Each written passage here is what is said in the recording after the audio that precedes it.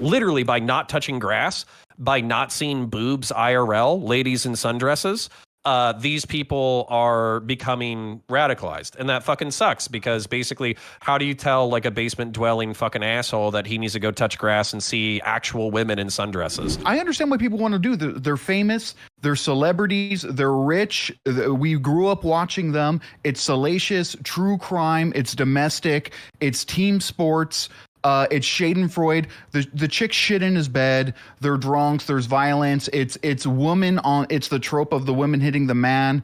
It's sort of like a weird underdog story, except that no, that's cope because the man actually hit the woman. Black people have been complaining about the destruction of the black family for decades, and then anytime there's actually any type of policy prescription that would, by and large, would affect all families, not just black families, it kind of just get thrown under the bus policy wise. So like the left has in support of families, but I would say that the families that conservatives want to like prioritize is inconsistent with the reality of what the family is evolving into in the United States.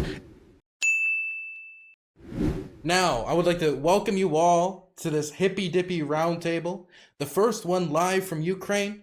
I'd like to appreciate everybody taking time out of their busy Friday nights. I know you're all clubbers, you know. I know you all have busy night lives. I know you all had to have beat away dates with a stick in order to reserve time for tonight. And so I appreciate every single one of you making the time. As always, we're going to go around the room, have everybody introduce themselves. Then we're going to go into the ground rules. And then we're going to start on the first topic. And so we're going to start in the top left-hand corner with Gun Girl, the lovely BX Bullet. Hey guys, I'm BX Bullet TV. I formerly did mostly gun and self-defense stuff on my channel, which is the Gun Girl thing, right? But I think we've actually transformed quite a bit over time here. I've got a newly revamped YouTube channel where I'm doing deep dives of like dark historical events and like some true, like current true crime type of stuff. So please go check that out. I'm working really hard on it. I only have 2 episodes right now, but I think it's going to be a good one. Contrary to what you might immediately think, I'm actually not a conservative or a liberal or a libertarian or anything really. I just want to inspire people to kind of like think deeply and critically again. So that's kind of where our focus has been, trying to focus more on like underlying issues and motivating factors rather than surface level type stuff. So we think big in my channel. I really encourage everyone to stop by sometime, see what it's about. We're very welcoming. We actually encourage respectful disagreement. So yeah, just come by and get to know me. I feel like most people just think of me as a gun girl. You guys just come stop by my channel. Fantastic. Happy to have you here. I'm now going to throw it over to Counterpoints. Yeah, so Dylan, thanks for having me back. I was beating off my dates with both hands, and I'm a science fiction, political, and philosophy nerd, a Marine Corps and law enforcement veteran. I identify as center right. I love going along with lefties on like liberal thought until they jump the fucking shark, and then I like to fight them viscerally. That's what I like to do. Also, I would like to celebrate. We're at like 23.5K subs. We were at like 14 6 months ago, so that's like a 30% jump within the past couple of months, so super fun. And the reason why we're doing that is because we're breaking down lots of violent media, and people seem to really enjoy it. So if you're into violence, come on over. It's fun.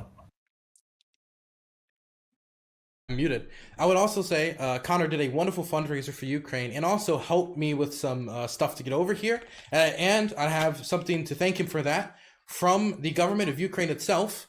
I would like to tell you, be the first to inform you, that you did not look at the agreement you signed when you donated. You've officially been drafted. I expect to see you to the fronts very soon. I have been told to inform you directly from Zelensky himself. So thank you, Slava Ukraini. I'm going to throw it... Slava Ukraini. The correct response is Heroem Slava. You say that over here. That's bad news. Get that in order. I'm going to throw it over to Joe Lewis. Yeah, thanks for having me on. Been a bit. A lot of people I haven't seen in a while. A lot of people I was hoping to have conversations with, so that's kind of exciting. You can follow me if you find what I say interesting at twitch.tv/Joe with 2 O's, Lewis, spelled Lewis. So I'm glad to be here, and hopefully it'll be pretty interesting. It's a pretty decent topic, so I'm pretty excited. Awesome. I'm now going to throw it over to Merrick. Hi, I'm Merrick DeVille. I am a lefty. I talk about history, feminism, sex work, a lot of like current events, over on my channel. I think, known on Twitter for being a big like sex work person, but lately I've been getting more into actually just talking about like policy stuff going on in the news, and doing more like actual like political coverage, streaming, YouTube, that sort of thing. Yeah, very happy to be here, and thank you once again for inviting me, Dylan. Happy to have you here. I'm now going to throw it over to Mythic Politics. Hey, what's up, everybody? I'm happy to be back on my 5th total Hippy Dippy experience panel of 1 in the recruitment, 4 in the proper Hippy Dippy panel. I'm here to continue my reign. Four-time winner of the Hippy Dippy. I'm coming for CTV's belt. For people who haven't seen me before, I'm a degenerate coomer, a degenerate communist. Write about political conspiracies. Stream 7 days a week. I have an upcoming video series, upcoming video podcasts, a whole bunch of stuff in the works. Follow me now. Get in early. Be an early adopter of the degeneracy. And that's it. I hope to have a good time tonight. Happy to have you. Now I'm going to throw it over to Stardust. Hi, I'm Stardust. I am apparently a fascist adjacent liberal. So get out while you can. Just kidding. I'm currently getting canceled for the 30th time. No, I'm just kidding. So I host 2 panel shows, Chaos Cast on Twitch, which is kind of like a social show, and Supernova on YouTube, which is more blood sportsy. If you would like to see me give takes and immediately regret getting canceled for them, please come check out my channel. And thank you for having me here, Dylan. Happy to have you. I'm now going to throw it over to Turk. Hey, I'm Turk. I stream science and tech here on Twitch as well as YouTube. And I know, Dylan, you've known me for my PlayStation 5 builds and stuff. Well, next week we actually have the official Xbox Series X and Series S builds to look at. So if you like technology and all that stuff, go follow me over there. Follow me here on Twitch. And just a reminder, I am a official streamer over at DreamHack Dallas. I'm hosting a panel June 3rd, talking about the technology behind content creation. So if y'all are wanting to be streaming or learning about any of this kind of tech stuff, hit me up. Always like to talk tech with you guys. I'd also like to say that he helped set me up with the computer we're using for today's stream, and so he was also very, very helpful for that. I appreciate that, Turk. You just jinxed your computer now. I did jinx it. I think this time the internet's better, so I'll be fine. We're gonna throw it over to Tiberius. What's going on, everybody? My name is Tiberius D. The long story short for me is that I got that conservative leaning thing where my folks are farmers. I'm actually here because of the weather. And also I have a liberal education in academia, as in I studied economics, political science. I worked that in together in being a massive nerd. So I like to talk about geopolitics. I don't know why me and Dylan haven't had a debate, but maybe we need to fix that up. But also I like to talk about other stuff like Star Trek, Star Wars, all that kind of stuff. So if it's any kind of like super intellectual thing, I probably at least dabble in it a little bit. I do apologize that my content isn't super consistent lately. That is because of the weather and being farmer. But on the other side of that is I do love to participate in this community where I can. Thank you for having me, and I hope you enjoy my takes, whether you agree or disagree. Okay, now we have one of 3 topics. I'm going to just ask the room which one they want to start with. The first one has to do with the right to bear arms and gun control. The other one has to do with you're shooting at me. Oh, sorry. Over here, I get worried anytime I see the shape of a firearm. Right to bear arms. The next one has to do with the Johnny Depp Heard trial, and if it's bad, making it into a public spectacle. And the last one, I'm forgetting. Can somebody refresh my memory? I believe it was. Come on, somebody has to have it. You're on my panel. Where progressive versus about conservative? policy. America want Thank you. progressive or So, conservative? which one do you guys want to start with? Open any of them. Policy. Sure. Policy? You spoke first. Progressive, you mean progressive versus conservative? Is that what it means? Okay, we're going to open with that. So the first question for today is, do you think Americans generally want more progressive, moderate, or conservative policies? This is a very broad topic. I chose it that way because I'm interested to see what the room is concerned about right now when it comes to the country and what you think the country is mostly concerned about when it comes to policies. I'm not saying like ratioing or this or that or whatever the hell on Twitter and that. policies. So that's the discussion, policies. We need to keep it on policy. So don't be like, well, they love Trump because he's Trump and he says the mean thing, or they love Biden because Biden likes the ice cream or whatever. Policies. Keep it on policies. We're going to quickly just state the rules. No attacks on immutable characteristics. No bringing dramas that are unrelated to the topic at hand. For this, there should be basically zero drama. So I don't want any dramas really brought up. No interrupting the moderator when the moderator is talking.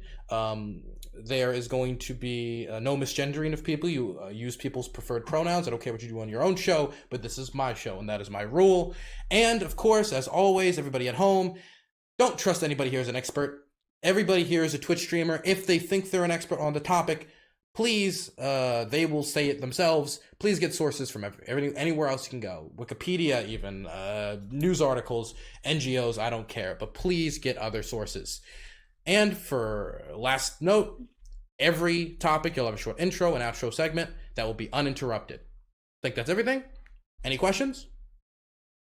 I'd like to say that last time I was on the platform, someone was chastised for bringing up my mullet as if it was an immutable characteristic. And I want to say, all cards on the table, I think that it should be fair game, because I use this mullet as a source of power and a source of equity and as a conversation starter. So I don't think we should punish people for bringing it up. Okay. What's the biblical character? Like if you cut your hair off, you would lose, like, what's his name? Samson, yes. Yeah, you would lose exactly all your like power. that. Yeah, Yeah, it has religious protections under the As Constitution. a classic conservative, that appeals to my religious and spiritual side, so I understand. Why you Fantastic. said you're not a conservative? I was kidding. Oh my God. Ooh, How do you not know already that lost. sarcasm? Already lost. You can How back do out you now not- if you want, BX. My sarcasm is terrible. Okay. In fact, BX, you're the first one off for tonight's show. Try to Okay. keep the intros short and sweet. Don't keep them too Okay. lengthy. Oh, it's hard because so this is like a hard topic, especially going off of policy, because like I'm really not progressive or conservative. Like, and I'll tell you what I believe. I believe that Americans want what they're programmed to want. I think everybody's kind of programmed differently depending on the interaction between the environment they grew up in and their level of education, ethnic background, like everything, right? And at some point, the majority of them will solidify their alignment to the two-party system, not because of wants, because of their background. And then that party tells them what they want and why and how to get it. And that's politics. And if you were to ask the people to just like put politics and social causes like way out of your mind and just ask, what do you want? I think everybody wants the same thing, like different from needs, obviously. Like we need food and shelter, right? I think what most people want is to be free and happy. Like if they have kids, they want their kids to be free and happy and enjoy the same. They want stability. They want love. They want to sleep in on Saturdays. People just want to be free and happy. And the government knows this. So they work backwards from what they know we all want. And they just find the bad things that threaten the things that we want by understanding our backgrounds, like be it ethnic or sexual preference or religion. And they divide us into categories, right? And just like kind of exploit our fears, right? Like traditional family values are disappearing and it's the left's fault, or you're part of a marginalized group. They'll say like, your rights are in danger and the conservatives want to kill you or whatever. I think that's terrible because whatever terrible things happen in the country, they're going to use that to further divide us. Because when we're scared, we're really easy to control. We're not thinking critically. And so we just offload that stress by looking to our party leaders, right? And I think that if most people truly realize this, we'd move towards a more moderate, independent stance. But because fear is such a powerful motivator, like biologically, it's the most powerful motivator, people just keep clinging to the two-party system. And because systems like that also have kind of their own ego about them, they'll try to maintain stasis and continue to dominate, which is where policy comes in, right? So that's what drives policy. And, as far as what Americans want, I don't think we know what we want. I think we're fucking brainwashed. Okay, next is going to be Connor. Regardless of whatever Americans want, what we need is moderate policies. We need to ask what the left wants, what the right wants. We need to not necessarily split the difference, like, cut the baby in half or whatever, but we do need to figure out something that is palatable and tenable by both sides.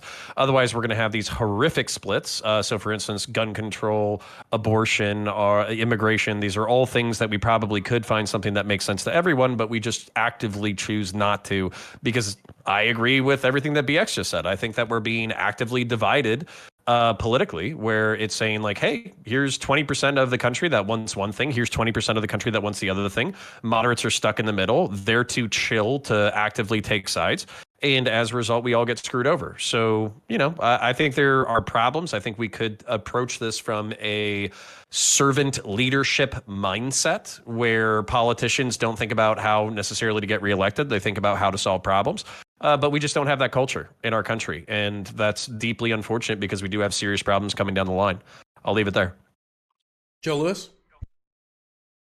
Yeah, I don't think Americans are monolithic, so I think pretty much everybody would agree with that. I don't think any of us are really in a position to say what Americans want. I think we are in a position to say what Americans want based around the people we're around. So what that looks like is what I want as a New Jerseyan is going to be totally different from Mythic, totally different from Star, Turk, Tiberius, and then collisions of these ideas like in panels and stuff like that is kind of how we kind of figure out like, okay, where are different perspectives in this so that we can like further our knowledge and stuff like that.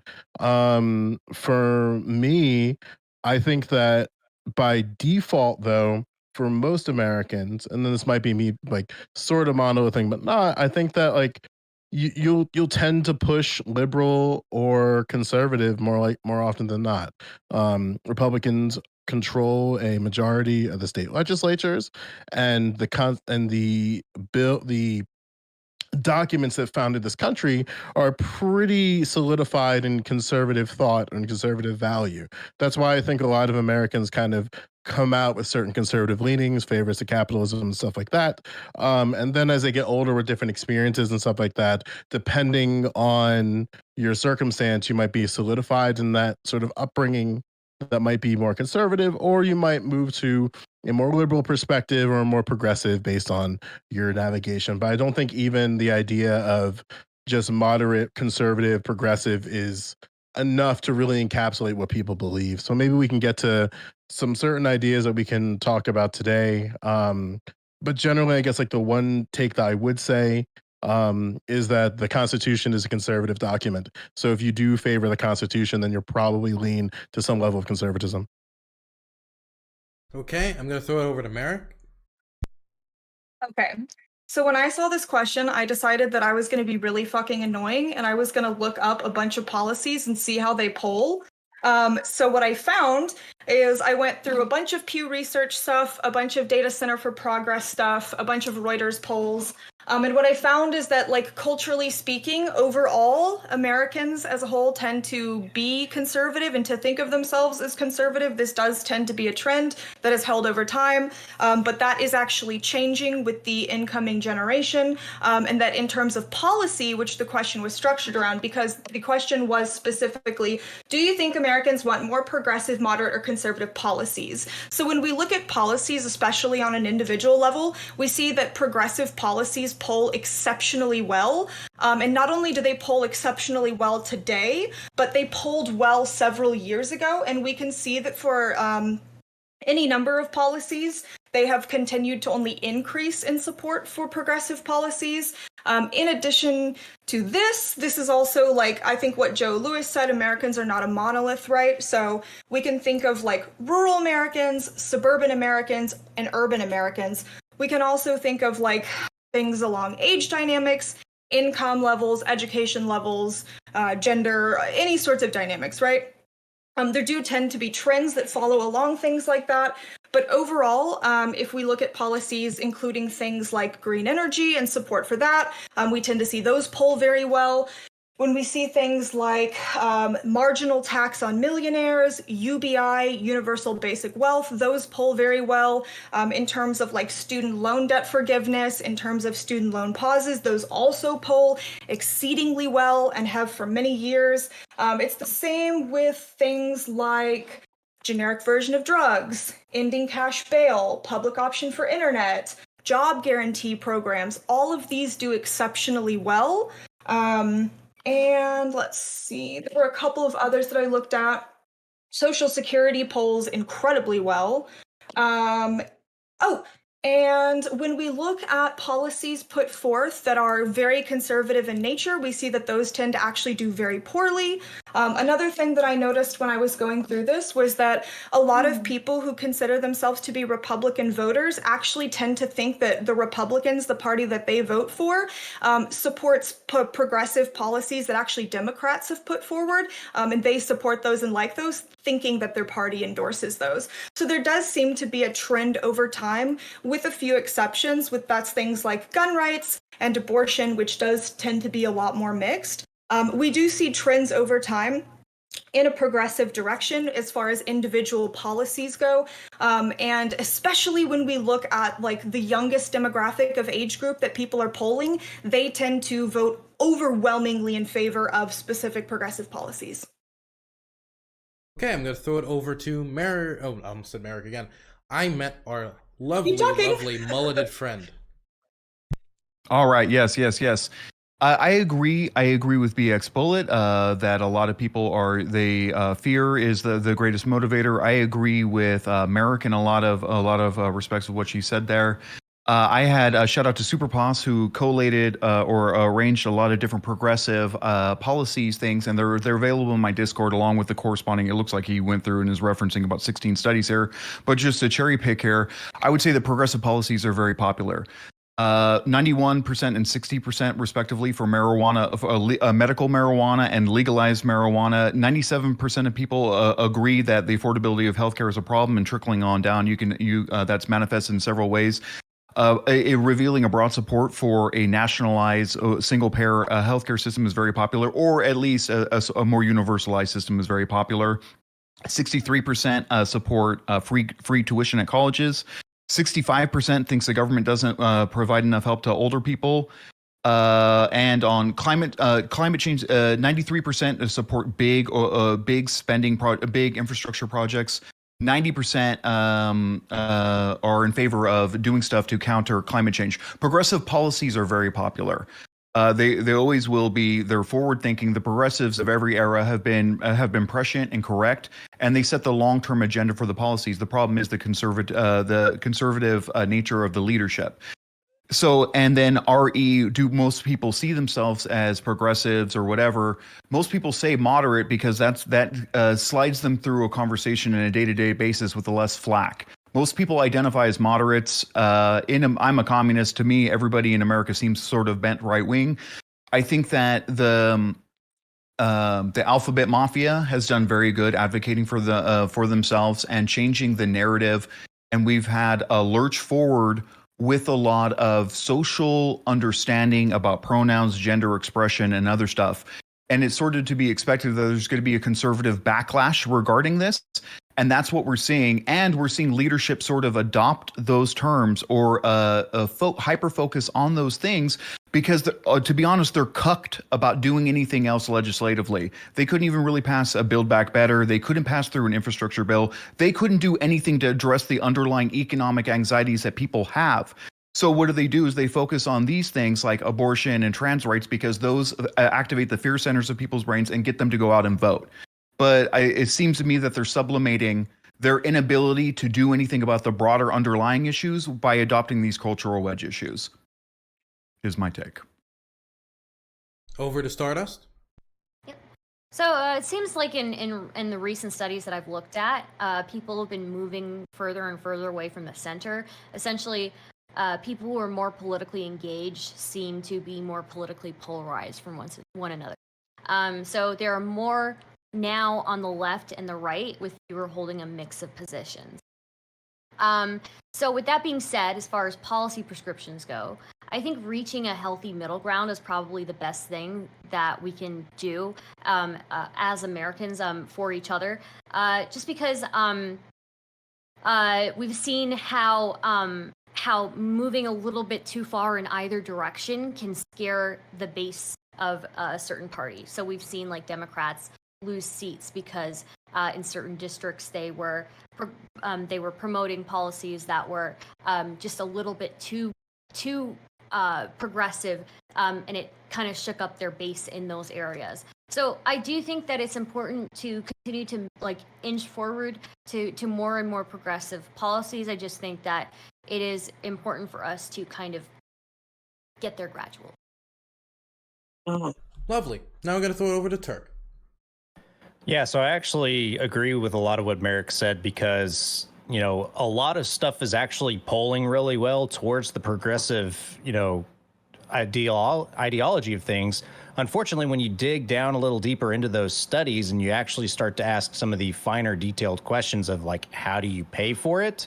That's when things start to get really gray and where you start to get more partisan in the responses, because just like we saw with the abortion debate, it's like the majority of people support that. But then when you go a level deeper, that's with restrictions. The majority of people were like restrictions. So it's not exactly a conservative take. It's more of a moderate take.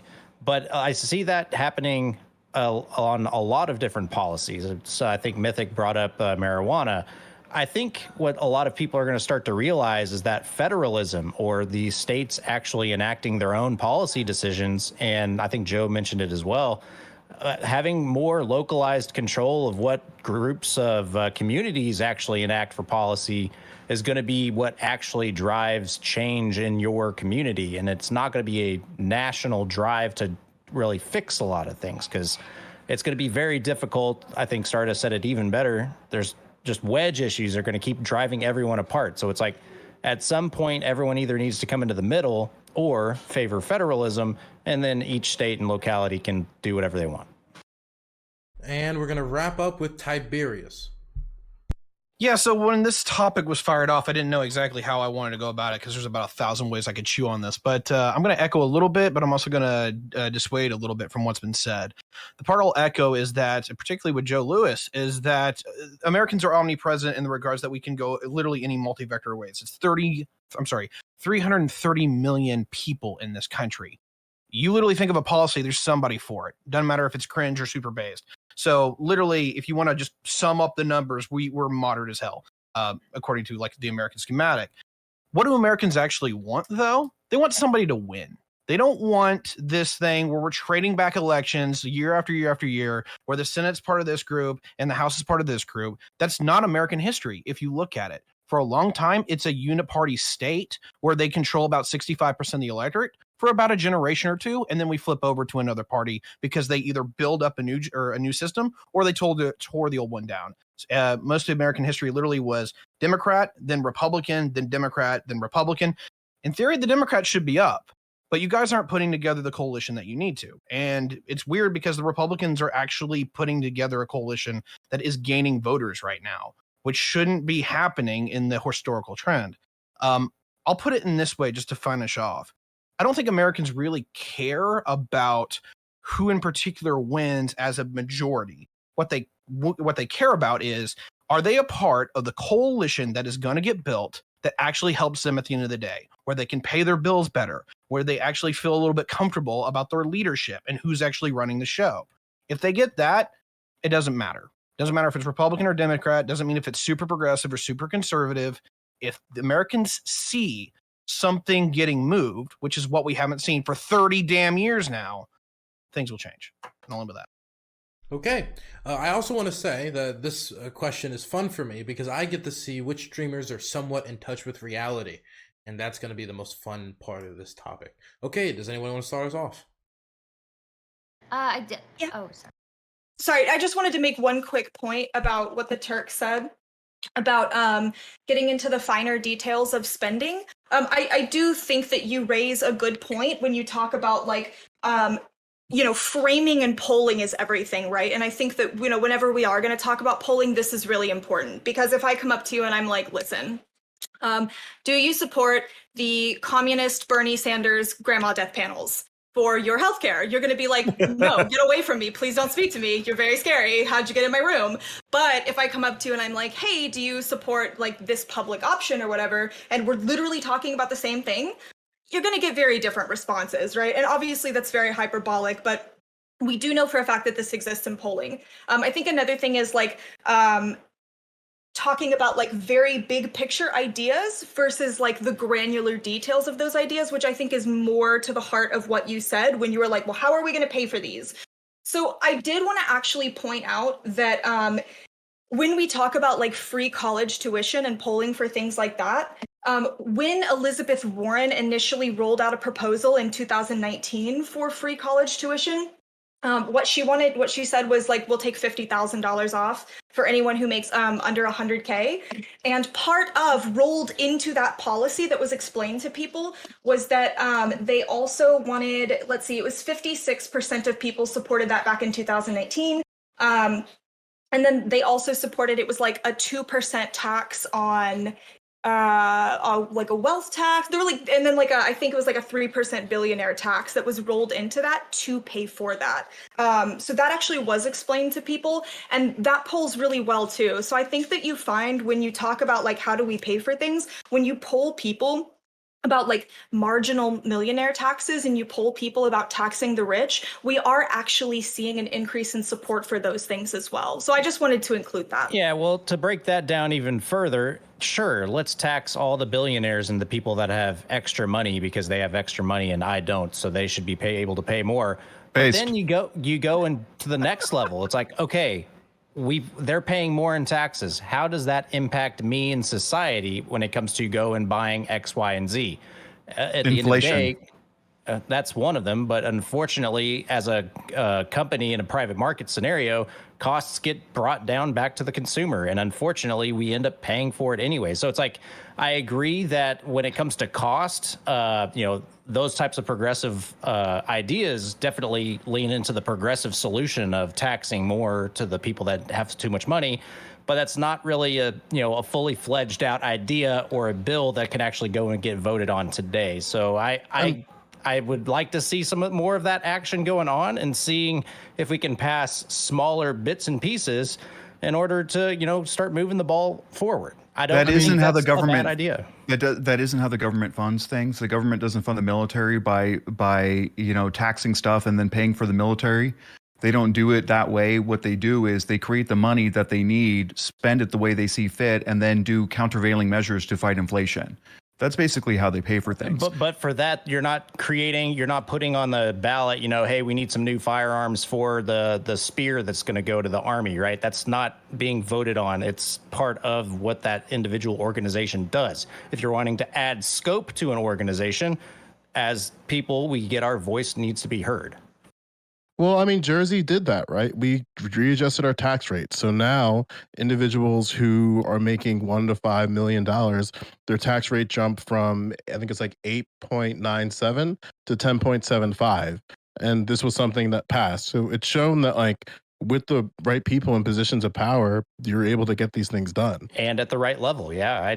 If Jersey's doing that and Jersey's wanted to vote that it's way, retro, sure. and it's retroactive too. Like they even compensated for the idea of people under withholding. So it's even though it passed I think either this year or last year, it was retroactive from January 2020. So that way you don't have people who see the bill pass and then just under account for taxes and stuff like that. And honestly, I would like to see more states doing stuff like that so we can start to collate data and how those funds are actually being propagated and paying towards other programs, so that when it comes to a national nationwide type of vote policy thing, we can actually go and say X amount of states had this much go in, this is the result, and that was a net positive, and extrapolate from there. I think that's a good thing, and that's a moderate centrist thing.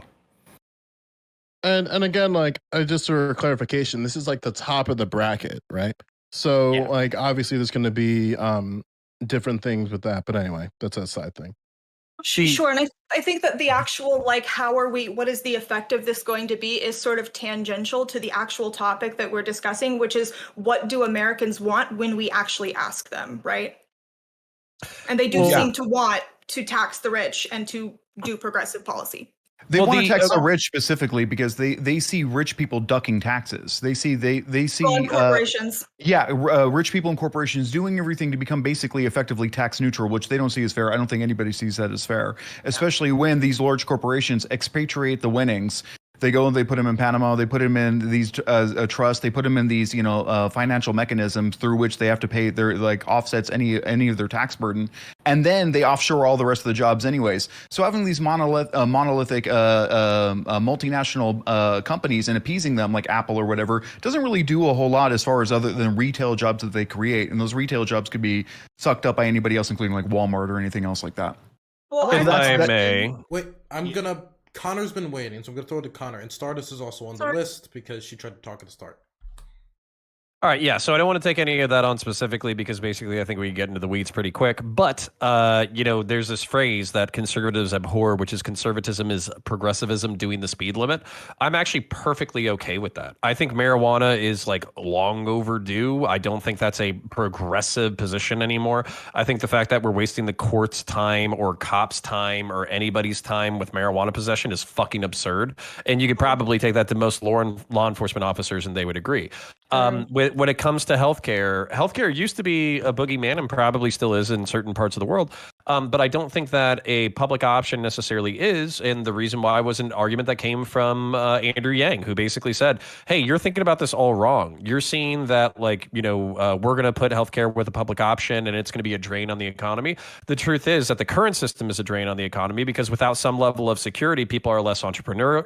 They're less entrepreneurial. And we keep throwing this anchor on private businesses. And as a result, we're slowing them down. Whereas if you had a level of predictability, then you would basically let people loose in their entrepreneurial spirit. I think lefties and progressives could do better by tailoring their rhetoric to unharnessing individual human power. I think that's how you appeal to capitalists and right-wingers and conservatives is how do we enable individuals to achieve greatness? Then finally, education. I'm hoping to see. It seems like with the Christian nationalists on the on the right wing, you can be terrified of all of their social prescriptions. But I think the one thing that you're going to find is that they're a lot more amicable to the argument that society should be enabled to succeed in the first place, meaning that we don't have this weird contradiction in right wing spaces where we're arguing for people to bootstrap and then we don't give them any fucking boots or shoelaces. I think Christians as a whole are a lot more amicable to that argument. So while they'll be taking away your reproductive rights, you can also make arguments to them that they will take when it comes to education and enabling individual and family human flourishing. Finally, last point, I promise, class warfare when it comes to taxing the rich. What a lot of rightoids don't like is the vindictive taxation where it's fuck these people, fuck them, we need to guillotine them, we need to take all their shit, we need to redistribute all that shit. You lose everybody right of center as soon as you start saying that shit because basically we relatively enjoy the system as it exists now. We've found positions in which we have success. So you have to make the engine work for more people, not literally dump a bunch of sugar into the gas tank and say, fuck the system. And I'm going to go style my hair so I look as good as Mythic Politics, and I'll be right back. Good luck with that. Can I piggyback off that last mullet, point? man. I'm going to write down BX's name. Stardust, did you want to still go? I think somebody else can go before I do. Okay, a Turk, and I'm gonna write BX down. I had nothing else to add, but I can add another spin to what I said in my intro statements. I think conservatives, as a whole, in the majority might be the best way to say it, are starting to go more libertarian in terms of certain types of politics. So Connor mentioned, and Mythic mentioned it earlier about the legalization of marijuana. So it's a lot more of these other, leave me alone, stay out of my business kind of policies. They're becoming a little more popular, and you can see kind of the more of the mainstream, center starting to adopt some of these more libertarian ideas. Might be the right way to say it. So I really see the conservative as a whole majority shifting kind of how they prop themselves up and how they stage and stance their stuff rather than being evangelical on everything and being anti everything, because I think that's not a good strategical way to go forward. I see them more informed by neoliberal policies lately than libertarianism. It's just everybody's meeting in the middle, and that middle is just ceding what was formerly thought to be under the onus of the government is now being ceded over to private interest at the expense of everybody else in the long term. Yeah, I mean, like Connor said, we are slowly moving left, and conservatives are becoming more liberal as time goes on. I wouldn't call neoliberalism liberal. I'm sorry, I can't agree with this, Turk. I've seen an absolute flourishing of the Christian theocrats within the right wing. A lot of people love to complain about how like white nationalism on the rise. That doesn't scare me near as much as these Christian ideologues that are actively cheering Roe's abolishment. These are the people that actually scare the living shit out of me because they want to turn the United States to the kingdom of God, and their numbers are swelling. A lot of people love it. False, dude. No, dude. Look at the churches are decaying left and right across the entire United States. I don't see it, man. Like literally, you're not in that realm. You're ill-informed there. Wait, I'm literally next to Trump country, my dude. Can I clarify something real quick? Are you saying that religiosity is declining, Turk? Is that what you just said? I didn't catch that. Church memberships are declining across all the different ranks of Christianity in the United States, and that's a fact. But that doesn't mean they're not. That doesn't mean they're not more vocal online. It doesn't mean that it's more of a Christo-fascist, identitarian thing. It does seem that the people who are still going to church are actually getting more radicalized. When we look at evangelicals, they are moving in a more conservative direction. Like, I mean, if you go back to like the 80s, that is absolutely true. That is true. Wait. Everybody started talking. I couldn't hear. Merrick, could you repeat what you wanted to say quickly, and then Turk can respond? Then I'm going to go to the list. So even if we look at an issue like abortion, this used to be a Catholic issue, and actually the Republican Party partnered with strategists and filmmakers to introduce it into the evangelical church. Billy Graham used to do pro-choice speeches. It wasn't actually until the 80s in which like abortion was pushed onto evangelicals. They have absolutely moved right over time. We have seen this. They have gotten more dedicated to their religion. They believe in hell more. They have much stronger beliefs, the people who have stayed entrenched in the evangelical church. Even if we see that church rates are declining, the people who are there have gotten more extreme in their beliefs. And we can see this when it comes to like policies and polling. That's it. Sorry. And that goes to Stardust's point that the people that are active are being more polarized to either end. The topic we're talking about is people in the majority. The majority of people that go to church are no longer doing that. They're no longer actually exercising their things. That's why they're not religious, though, right? That's also true. And you see that shifting and that decaying of what was once a traditional value is becoming more mainstream secular for more or less. I would almost say that there are a significant amount of people who are in that, what Tiberius is talking about, this like Christian nationalist kind of ideology, who don't necessarily go to a like formal church, right? But they still believe in that. Yeah, I think they're a bit more moderate. No, I mean, like, I think that most churches are moving towards more, I'd say a lot of churches moving towards more moderate stances. I don't know. I mean, you might have these small groups of extreme, like, you know, you're always going to have these groups of people who, you know, continue with this path. But I mean, if you look at like human history history over the past like thousands of years, right? We've always had some type of form of religion, and it's always culturally driven. Like, it changes over time. You're always going to have some form of organized religion. That's just like a fundamental part of humanity, right? So whether you believe in that or not, that's up to you. But, you know, you're always going to have these kinds of organizations as long as we stay the same up here, because that's just our nature, is to get into these belief structures to like fulfill something. So religion's not going away. It's not just going to go away, you know? But I think I am seeing people become more reasonable and a little bit less mystical about it, is what I've been personally saying. But I'm a little confused. Like, where are we getting this idea that numbers are dwindling, or like people are less? No. Participation in church has been going down. Yeah. Right. But I'm just like, so I guess can I like establish why I asked that question, I guess?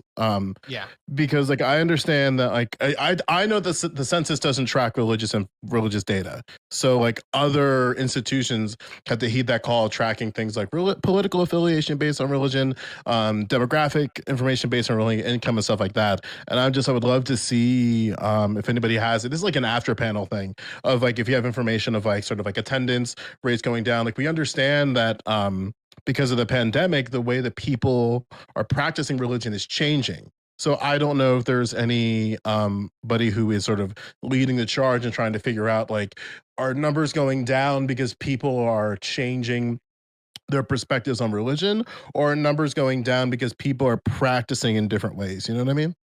I think we're speaking more broadly. That's a good question. I don't know a bit in particular about that, but I think what people are responding to is the more visual, the aesthetic, the increase. Sure. While everything might be trending down recently, there's been more of an uptick of people like the Groypers who are like tradcath, right identitarians who are using that religious iconography to coalesce and to onboard new people into their specific brand of politics. Sure. So I think people are largely responding to that as a sort of a neo-fascism, as a rejection of modernity and a sort of rejection of liberalism. I think underlined as a commie, I think is underlined by the economic anxieties they feel about their material conditions not being fucking met by society and an apathetic leadership in both parties. However, they're sort of like religious grifters who are sort of onboarding people through that aesthetic, I think. Yeah, is what because even with it's really strange because even when, and I just know this from a musician's perspective, like all the church musicians I know that work in sort of mid-sized and large churches, they were still doing services and still having incredible numbers during COVID. And they still were sort of touting the exact same thing.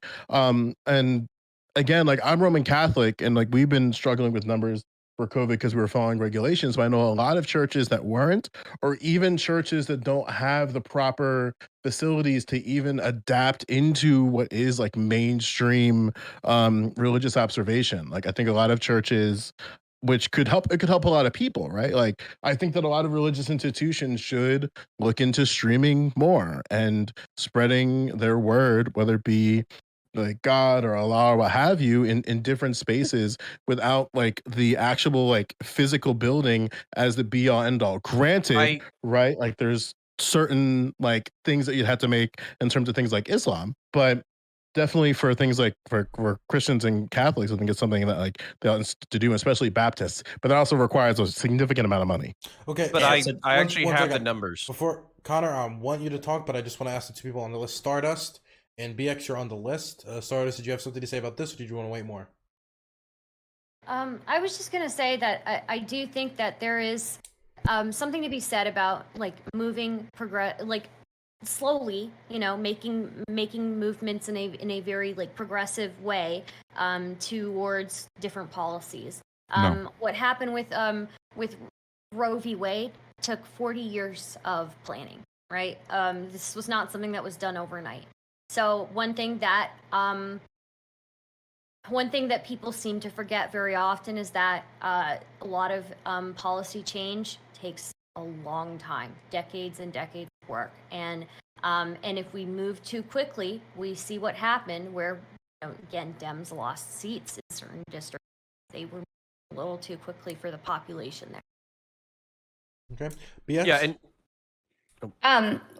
yeah, I'm sorry. Yeah, I was gonna kind of just gonna parrot on something Connor said earlier, which was we're doing a really good job breaking down strategically like what needs to happen, you know, and I think that there's a barrier, and the barrier that's really preventing people from adopting those kinds of things, like for example, like why is weed illegal? It's stupid. I think almost even my parents agree with that, and they're like crazy conservative Fox News watchers, you know. Racism. Well, you know, you're not completely off. The reason is that, decades ago, all the drug policies that were put in place were in some way racist. Yeah, absolutely. And they seeded that fear through the drug war and propaganda. And they put that idea in our heads that, oh my God, the entire, community will dissolve if we, legalize drugs. That's why it's so hard to undo those changes. Like Sarda said, you can't just undo everything all at once because it's chaos. You have to slowly back out and then try to figure out how not to let that kind of shit happen again, because it's so detrimental over the generations to the way we think about our society and the people around us. And I think it's also used as a form to predicate unnecessary stops by police.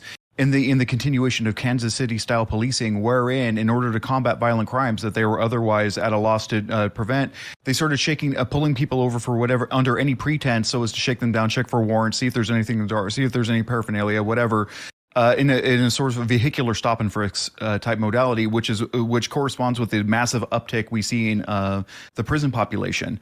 So I think that's one of the issues, and I think weed was a good. Population also exploded under Reagan during the war on drugs when he same time when he made it, a for-pay prison system intentionally because he was racist as shit. Yeah, right. You're talking about the same era, yeah, same yeah. time. Can I read you guys a quote real quick about this? Actually, it's really great. Please, that's really all I want to do. Yeah. So, because I think a lot of people don't know this actually. Like when we talk about the war on drugs, we tend to associate it with Reagan, but it actually started like the things were set in motion under Nixon. Yeah. So there's a great quote by his domestic policy advisor, John Ehrlichman, where he says, this is much disputed quote, by the way, by the media and the government, who said, no, he's lying. Yeah, Don't listen to that guy. But here's the quote, because I think as many people should hear this as possible. The Nixon campaign in 1968 and the Nixon White House after that had two enemies, the anti-war left and black people, Ehrlichman told journalist Dan Baum in 1994. You understand what I'm saying? We knew we couldn't make it illegal to be either against the war or blacks. But by getting the public to associate the hippies with marijuana and blacks with heroin, and then criminalizing both heavily, we could disrupt those communities. Not only that, but they also, when Nixon rolled out the Controlled Substances Act of 1970, he intentionally put marijuana and LSD, which do not fit in Category 1 because they're neither addictive and they both have medicinal purposes. We knew about at the time.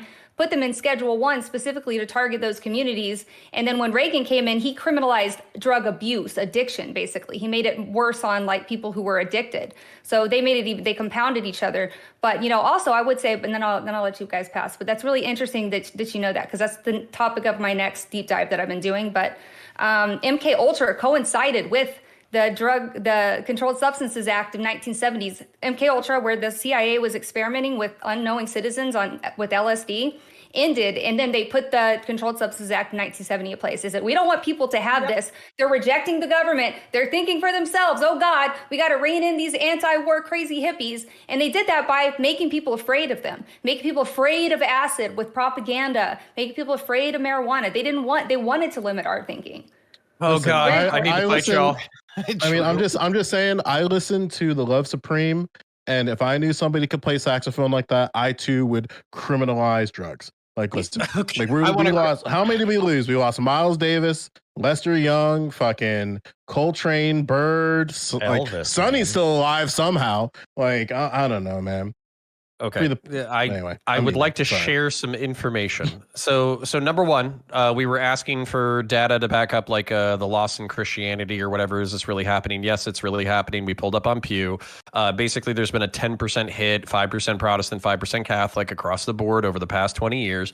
And it's shown up with religious non-affiliation, agnosticism, and atheism doubling within the past 20 years. So we know this to be a fact. It's a trend. It's not just going to be done by Christian or undone by Christian live streams. It's probably here to stay.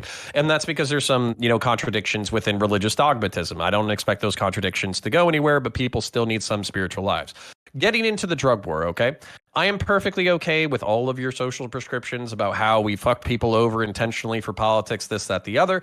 The only thing that I feel like needs to be caveated through this conversation was from the 1960s to the 1970s, drugs basically got professionalized, and there was a double-digit increase in violent crime from like 1965 to 1995. And as a result, we can talk about the racist era of mass incarceration, which was largely supported by the black community at the time, and it was a panic caused by the drug war. Now, whoever you want to blame for that, I don't really give a shit. The CIA. But at the same time, the entire government was CIA. Ronald Reagan. Okay, fine. The CIA was dealing cocaine to black babies. I got it. Anyways, the fucking God damn it. No, the CIA invented crack, like 100%. I'm sorry, we're just being annoying. I'm sorry. We'll stop. No, it's fine. I'm almost there. I promise. I've been talking for a while. I'm almost there. We got you. The point being that there was seriously bad shit that we've responded to within the past 20 or 30 years. And to just say we all fucked this up. Okay. The main thing that I think could be agreed upon is that if you have weak social structures, these problems become infinitely worse. True. So drug war, collapsing communities, mass incarceration, raw recipe for disaster. And we have to figure out how to recreate strong communities so you don't have to rely on mass incarceration to deal with these problems. I'll leave it there.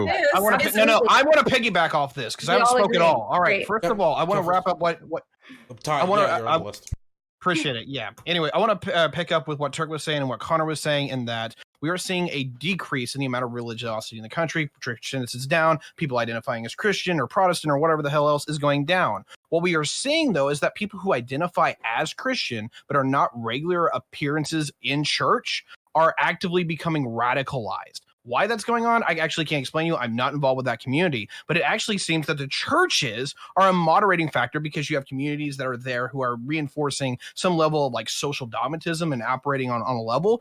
It's the people who are going it by themselves and taking that into their own. Those are the people that are becoming extremists. I would When say it- that when it comes to the oh, sorry, go ahead. appreciate it. When it comes to the overall topic, I did want to hit this, and we can hit this before we close out, is that there are 3 economic major factors that people can control that make you either left or right wing as a pejorative whole, and 1 social. Hitting those real quick. Do you own a home? Do you have a 401k or an IRA? And do you have health insurance? If you do have those, you are radically likely to be more conservative economically. If you are a parent, it's socially. If you do not qualify for one or any of those, you're far more liberal. What Those are if the things we're you can't control. Yeah, look, I have a home, but I don't have an IRA, and I don't have health I insurance. have a home, an IRA, and a kid. So what does that make me? Is that why I'm You're- stuck you're- in the nowhere? It makes I you mean, a you have Christian guns. nationalist. You have guns and flag behind you. I mean, I would you're- say that any kind of group, religious group, as they become smaller, will naturally become more radicalized. And this is actually like a psychological group psychology phenomenon where the system itself is that group, that collective, and it kind of has a mind of its own in a way. Like everybody's acting towards the good of that community. And as they start to shrink, they feel like they're in danger. They feel like their community is in danger. They will absolutely become like more chaotic until it eventually goes away. Yeah, can I piggyback off of that real quick? One of the interesting questions that people asked was, why are non-church folks radicalizing? They couldn't understand that. And basically, I have the answer for that. These people, like within their own communities, they hold a secret truth. The normies won't tell you about it because they're preaching to you pacifistic Christianity that tells you to, hug thy, love thy neighbor, all that pussy shit. Whereas if you go to the base neo-reactionary fucking live streams where we use like slurs left, right, and center, what you're actually going to find is that, God was all about like anger and fire and brimstone and judgment and this, that, the other. So to people who are disaffected, alienated, don't feel like they're connected to their communities or connected materially, this feels like a secret truth and a community that they can deeply buy into. And then any amount of exterior persecution is a self-justifying social phenomena where the reason why they're persecuting us is because we know the truth. And so it kind of becomes this downward hill cycle where by literally by not touching grass, by not seeing boobs IRL, ladies in sundresses, these people are becoming radicalized, and that fucking sucks because basically, how do you tell like a basement dwelling fucking asshole that he needs to go touch grass and see actual women in sundresses? He's not going to listen to you. The collective ego. It's very crazy how it takes over and radicalizes people. It is. It's really interesting. He's So gonna to search and your again- house for the black light. So to respond to Connor, I hate that you're like Old Testament black-pilled, my friend, because if you go to the New Testament, there's a lot more positive things about what actually goes on with Christianity, not It's the very- old law. Oh, for sure. That's it's true. very I think he's talking interesting. about classically. It's right? very interesting how I had a conversation on Cozy TV with like big tech, and he identified as an Israelite, and I think that tracks because they do like the violent retributive like jealous God of the Old Testament. They seem to align more than that than the soy Jesus washing people's feet. I mean, Yeah. Jesus definitely did some things, but definitely nowhere in contrast to what happened in the Old Testament, especially like the full Jewish text.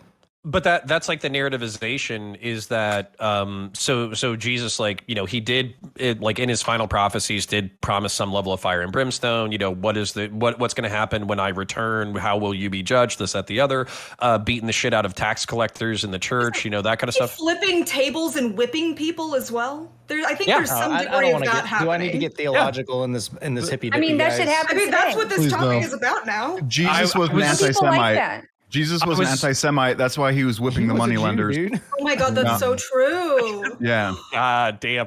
All right. Anyways, it's getting so weird. the point being, so hold on. I'll try to get us. Travis. I'll try to get us back on topic. This canceled. is going to affect policy, but it represents an opportunity. So for instance, if you were talking about like the ANCAP hyper libertarian bootstrap fucking right or whatever, they're always going to tell you to go fuck yourself with the social programs. Whereas if you talk to Christians about like what do we owe our fellow man.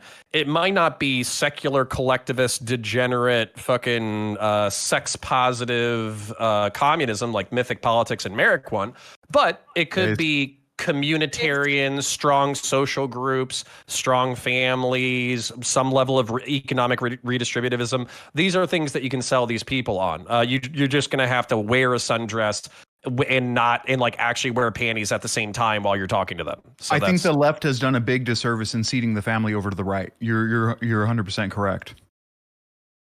Not allowed to comment, but you have to cover your shoulders. I actually do agree with that. One thing that kind of always bothers me is that kind of let the conservatives run away with like the family values narrative, and I feel like it's not that we don't have family values. If you're liberal or if you're left, it's just it's just a different way of implementing and caring for those family values. And I think the fact that the left likes to turn a blind eye and you know, not really say anything about children when like this is a very, very big part of a lot of people's lives, kind of like fucks us in the ass, like, for lack of no. I hear a lot of people try to talk over me about parenting on panels all the fucking time.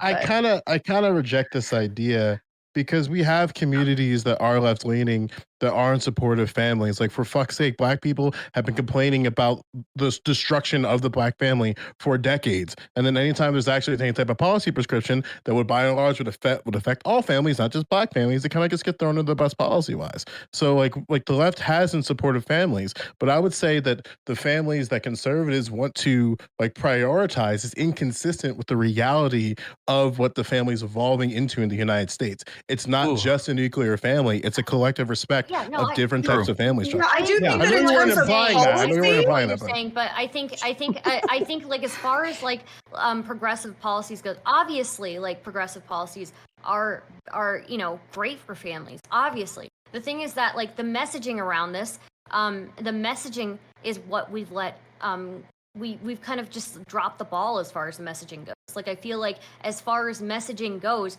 we've let the conservatives run away with the family values thing, and we haven't been kind of like, why do we let them monopolize it? That should be our thing too, you know? Obviously our stuff is also good for families, or better for families in some cases, you know? So yeah. I just don't see it. I don't see the policy. Yeah, I don't see them running away with it. I just think they're attacking it in different ways. I mean, I would agree that, like, federally speaking, like, there might be some truth there that federally speaking, senators and House of Representative members aren't really caring about families, but locally that's not the case. I don't believe that to be the case. No, I'm not talking about them not caring about families. I'm talking about the messaging itself that we've put into political activism, right? The rhetoric, exactly. I still reject that notion, but yeah. Okay. I'm surprised you guys haven't been able to actually walk away with that, because a lot of the things that the right does that the left is actually like the counterintuitive to is that the right puts out like a platform like MAGA, Make America Great Again, or, you know, family, or, you know, family values. But no one actually says, hey, what do you mean by that? Because I'm actually going to try to sell the Democrats here for a second. Democrats are why we had the family tax credit and how it made a monthly stipend. You guys did that.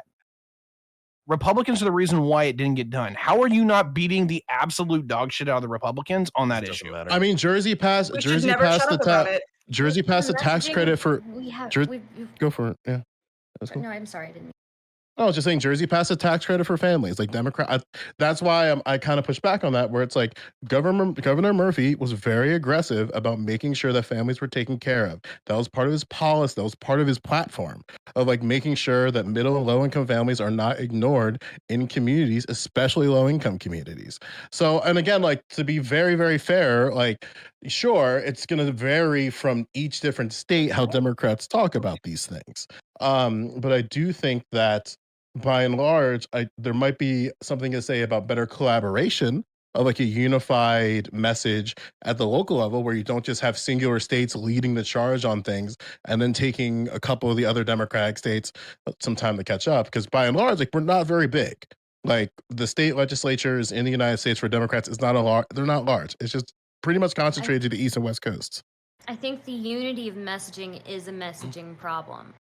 If we can't present a unified message on family values, then we are fucking ourselves in the ass. Like we can pass things that are objectively good for families, but if the messaging isn't there, nobody associates us with families or family values, right? On a local level, it's not going to matter on a state to state level if the messaging is not unified. Wait, messaging's never going to be unified because wait. they're trying to maintain the two-party system. Well, and wait, they do it on purpose. like I want Joe to respond to that, and then it's going to throw it over to Mythic. I maybe I'm contradicting myself because there isn't going to be some type of unity by and large across like different perspectives of the left when it comes to state representatives. You're going to have different approaches to the problem because every state's problem is going to be different. Like, now, granted, there are certain, like you can, for example, at the national level, have a unified idea of like helping families and doing that. And I agree that that's relatively insufficient. But then at the local level, you're going to have a different conversation of what that looks like for those communities. And that's why I think the reason why maybe this idea that the left took, or the right, excuse me, co-opted the message of families is because they have a majority of the state legislatures. So like when you have about, I think it's something like 32 state legislatures in your control, like you kind of have a monopoly in what like you can say, and people might latch on to that. Yeah, I just want to say that it's easier to craft a one-size-fits-all message and stick to that basic messaging from like a communications aspect of a campaign if you're focused around ethnicity, culture, nationality, and religion, which are things that the right coalesce around. They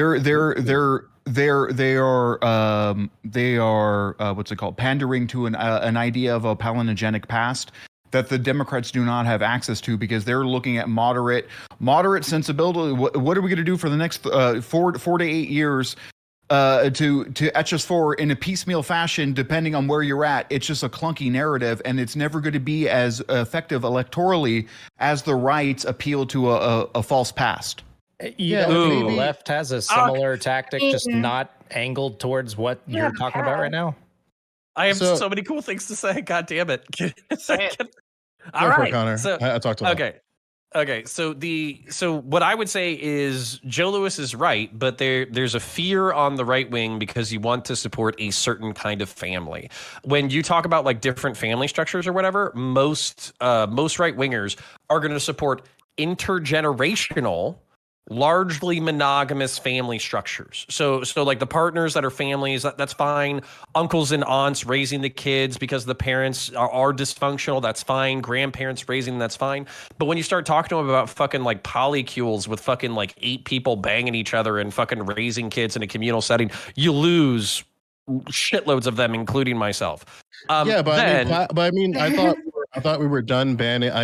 Jersey just banned plastic straws, and this feels like a straw, my friend. I'll give you this, right? Have you been on Twitter, my friend? I'll give you like Twitter. Nothing but straws. The politics on Twitter are not the reality, right? Like a vast majority of the people that you're going to interact with. I feel like the rhetoric is exactly in line. They're not on Twitter though. Like they're not on Twitter. Okay, hold on. Let me give you ground to something. I really want you to finish. I'll let you go first. Actually, let's do that first. Okay. Yeah, because I wanted to give you something. I wanted to give you something easier to latch into. But I do have like 2 more points after that. So if you'll let me finish all the way. But this is the meatier thing that I think you'll be able to dive into. So oftentimes what you'll hear in right-wing circles is like the perverse incentives of single-parent homes.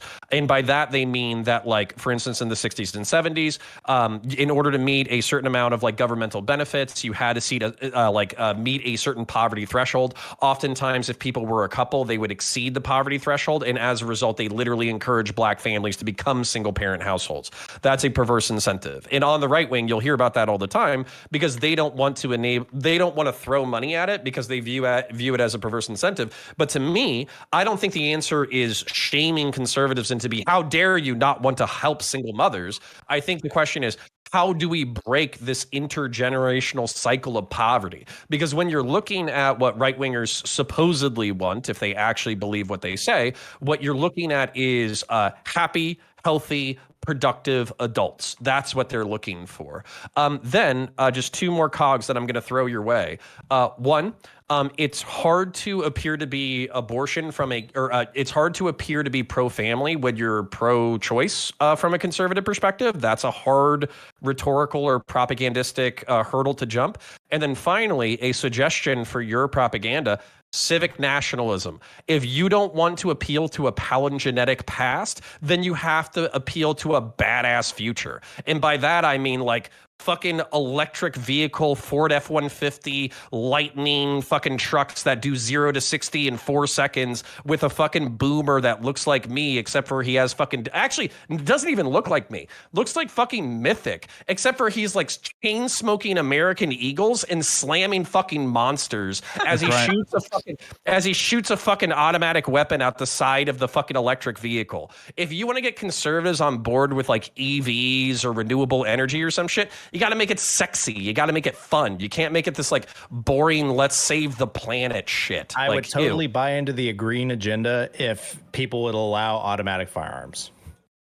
See? What is that? You want green firearms? I want to throw it over to Tiberius, who's been waiting. I really appreciate that. I want to piggyback a little bit, but also kind of want to derail a little bit in the regards that I talked about a few of the reasons why people actually do, when they control the circumstances, they tend to go right or left. But I also want to talk about why, since you guys are hitting it, why government doesn't seem to work. For me, is the right and the left not what it used to be anymore? Not trying to be like super boomer here, like everything changed, but I saw Republicans say within the last 2 years, my body, my choice, as an active talking point because of vaccinations. I've seen the Democrats say so many things that I never would have see them or hear them say 10 years ago. I'm kind of wondering, I just want to see if the panel agrees with me, do the wheels fall off because the parties don't know what the fuck they're doing anymore? Yeah. No, the wheels fell off because of the information age, right? Everybody is so much more in touch with everything. Everybody can fact check, everybody can deep dive, everybody can research. Whereas back then it was more, everybody was more indoctrinated, and now people are having more access to like live streaming things. So like we can see things exactly as they're happening right now. The government's losing control of that because they can no longer fully control the narrative because of the spread of information. That's why they're trying to crack down on, censorship and stuff online, because they could see that they're losing control of that in real time. The indoctrination is happening in a more fractionated way, where you have more smaller thought leaders indoctrinating people in more perverse ways, versus before you had the big three media doing it and the academic. Which is better in your mind? Lots of people with lots of different ideas, or one government that just tells everybody what to think and do? You're communist, so I already know the answer, but. There's another thing at play here, and it's like, especially when you touch on my body, my choice, like in terms of like vaccines, is that social justice language always gets co-opted. It starts off as being for one thing, and then it always ends up getting co-opted by right-wingers or by whatever group it's not supposed to be directed it to. This is something that we see time and time again. And as far as the Democrats, I think it's because I don't know if it's because they're literally just fuddy-duddy idiots who are terrible at messaging, but that does seem to be the outcome of what we've seen in the past with they seem to be trying to go to this like really moderate milquetoast direction, and everybody fucking hates it. So I think that's probably the less conspiracy-brained answer to your question if you wanted like an actual answer about messaging. But is it planned incompetence? It's gerontocracy. They're getting old. They're getting old, and they're twilighting. Hi, I think we talked about this before. Maybe did we? I don't know. God, I've been a while, but something that I think you and I touched base on is that the electorates for each party are slowly changing, and they're changing in ways that they're not really quite sure how to deal with yet. Like, for example, how do you get it more expansive or open about reproductive rights with the evangelical Christian right? Like that's going to be just something in confrontation. How are you going to be a bit more open? Again, I hate to go in this anarchist fucking route of this, but it's like white supremacy is going to find some electorate to live in. And then when it finally like rears its head, when you have like the Marjorie Taylor Greens, kind of Lauren Boebert, but not too much, it kind of goes like, okay, what do we do about this? Because like you have to identify like where that electorate exists, and then you have to ask the question like, do I keep this around? Or do I push on this back? I mean, granted, apparently Republicans don't like the party because Madison Cawthorn lost his election, so like that's a little sad, or his primary or whatever. It was wanna- probably because he was jerking off his wait. cousin. Wait, It's true. Base. the algorithms. I hate this video. Which Okay. is morally Can I- neutral. Wait, which is morally wait, neutral, by the way. Wait, no interrupting the moderator. Top roll. Okay. There's 3 people on the list. Turk, Mythic, and Connor. Turk, is there anything in that you wanted to respond to? I'll put you on the list, Ty. Yeah, so when it comes to like the shifting electorate, it goes back to my opening stance in that like I think the way a lot of people think conservatives used to be, you know, more evangelical, more you know, old white guy kind of approach. I think we're starting to see a shift in the strategic maneuverings of the Republican Party and trying to branch out some of their, you know, planks of their platform, right? So it's like, sure, the evangelicals have a voice, but we're starting to see other topics like the legalization of drugs is becoming a thing that is broadly supported.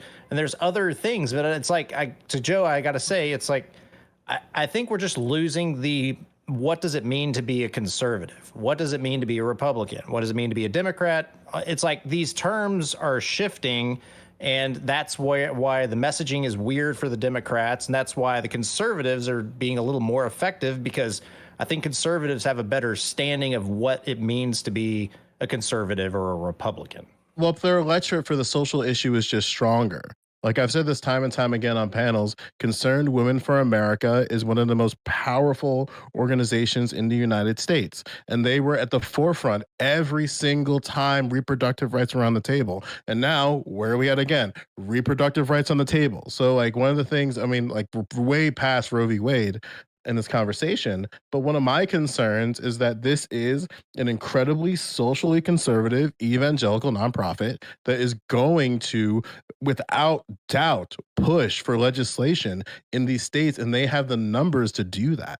So it's like when it comes to like the certain social issues legislatively, I think it's lined up for Republicans to go play basketball. Now, granted, like I will say, was that? Yeah, and it will have ramifications like it did the last time they tried to fight this. Same thing with schools. Like they have the proper positionings in the culture wars to pass things legislatively. Like, and then there's certain states that are kind of like topsy turvy. Like I hate to break it to a lot of people, and maybe this is going to be some copium for some people. Georgia was a fluke. Like the idea that the Democrats won Georgia is a complete just like. Congratulations, the Suns made it to the finals too, but you're never going to remember a player on the Phoenix Suns. Like it's like it happens like that, but like we had to know that that's happening. Like we had to know like, okay, where are our fights? Like, and I would argue that our fights are getting back the state legislatures in the swing states and then slowly trying to push things outward. But that's going to be I'm not talking, this isn't like a 4-year, like 8-year plan. I'm talking, this is like 12 years, 20 years. This is a long fight. Yeah. Can I respond to that? Yeah. So what gets you more state legislatures? Continuing to go down the progressive ideology with your candidates and stuff, like what happened in Pennsylvania, or taking a more center left or Connor center left? I see you changed your political compass a little bit. Which is the better strategy for getting more Democrat legislators, going full left or just partial left? It's going to matter from each Depends state. on the issue. And also on the issue, right? Where it's like, well unfortunately, we don't have that kind of granularity in a governor's race or in the state legislature. Right? I think we absolutely do. I do believe, however, like there are certain things that are just in the way that need to be addressed federally. For example, like if you're a Democrat in Florida, you might as well be a Browns fan in Florida because you're just equally as irrelevant. Because it's like, what are you supposed to do with a majority state legislature when you're running to be as a representative? Like you're just going to get ass blasted every single time. No different than being in New Jersey as a Republican. Like, sure, we have multi-member districts, so our representation is a little bit higher. But at the same time, being a Republican in New Jersey is just not viable. Except so like for the governor that nearly it's won. incumbent on the politicians, the campaigners themselves, or the people to run a policy, to run a campaign that meets the needs of their constituency, like Futterman in Pennsylvania and these other people who won these upshot victories against well-funded moderates that the DCCC landed against them, so as to get themselves in positions where they could do something. Where, to be fair, they will still be marginalized by a political leadership that effectively agrees with the Republicans on 95% of policies, i.e. they're both rampant neoliberals that don't really want to do anything about the size of the military or the education or anything else like that.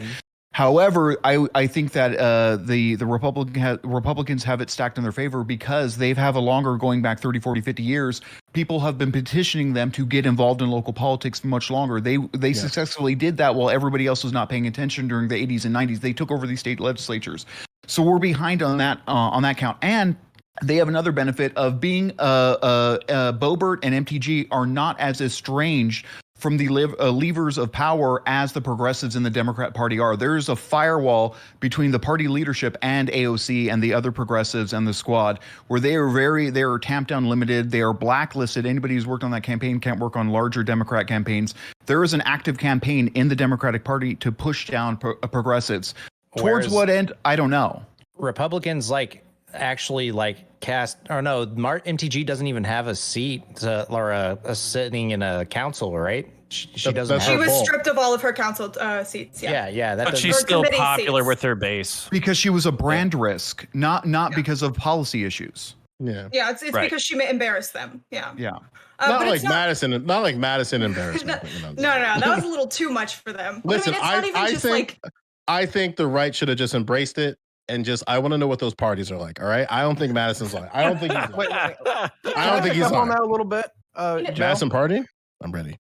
Yeah, I want to pick up a little bit on what you were just talking about, though, about how the parties change, and we're seeing in particular demographics of voters change. Republicans were cored out as the wealthy and middle class party. It was, very rich urbanites and very affluent suburbanites were used to be the core of the Republican Party, all the way from the 1960s to the 2000s to 2010s. But what we're seeing now is that one of the two biggest changes in the modern demographics is that the wealthy people are becoming rapidly more liberal. You want to call them neolib, that's fine, but they're now actually looking at the Democrats as the party they want to vote for, while poorer people, particularly in rural areas, are overwhelmingly slamming Republican. Which is weird. My county used to be one of the Democratic strongholds from literally the time of FDR all the way up until really the last 10 years. That is rapidly changing. People here make an average income of $32,000 a year. And this is where I actually don't agree with BX Bullet, where I wanted to dig into the narrative about how social changes are on the internet are changing. Back then, it wasn't government controlled everything to the point where we just indoctrinated everybody. It was who could actually build out the coalition that literally was unchallengeable. And we saw this with the Roosevelts. Teddy was a Republican, and the Republicans during the 1900s were fucking massive.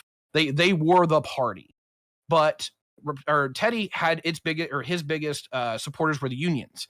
His nephew, his name's FDR, moved them to the Democrats, made them the core of the party, and that is the Democratic Party that we saw until pretty much recently, where the Democrats kind of abandoned them. So for me, it's why can't anyone build an actual functioning coalition? Because I'm looking at the Democrats, and no one agrees on shit over there, and I'm looking at the Republicans, and we're all insane. And I don't understand what's going on. I agree with you to a bit. I would just say real quick, you talk to me perfectly, but I was just gonna say that I would say I agree with you. Over a long period of time, I think it's definitely a cycle, But I think that over this past generation, during the 80s and 90s, there was a huge push for information control after World War II, after the Soviets and all of that. During the Cold War, there was a huge propaganda push for information control, and that was a crux where we're still trying to kind of get our minds freed from that, because that was a huge factor in how we thought about government. Yeah, real quick, I want to touch on something that BX Bullock said on information, and then I'll let you go, Connor.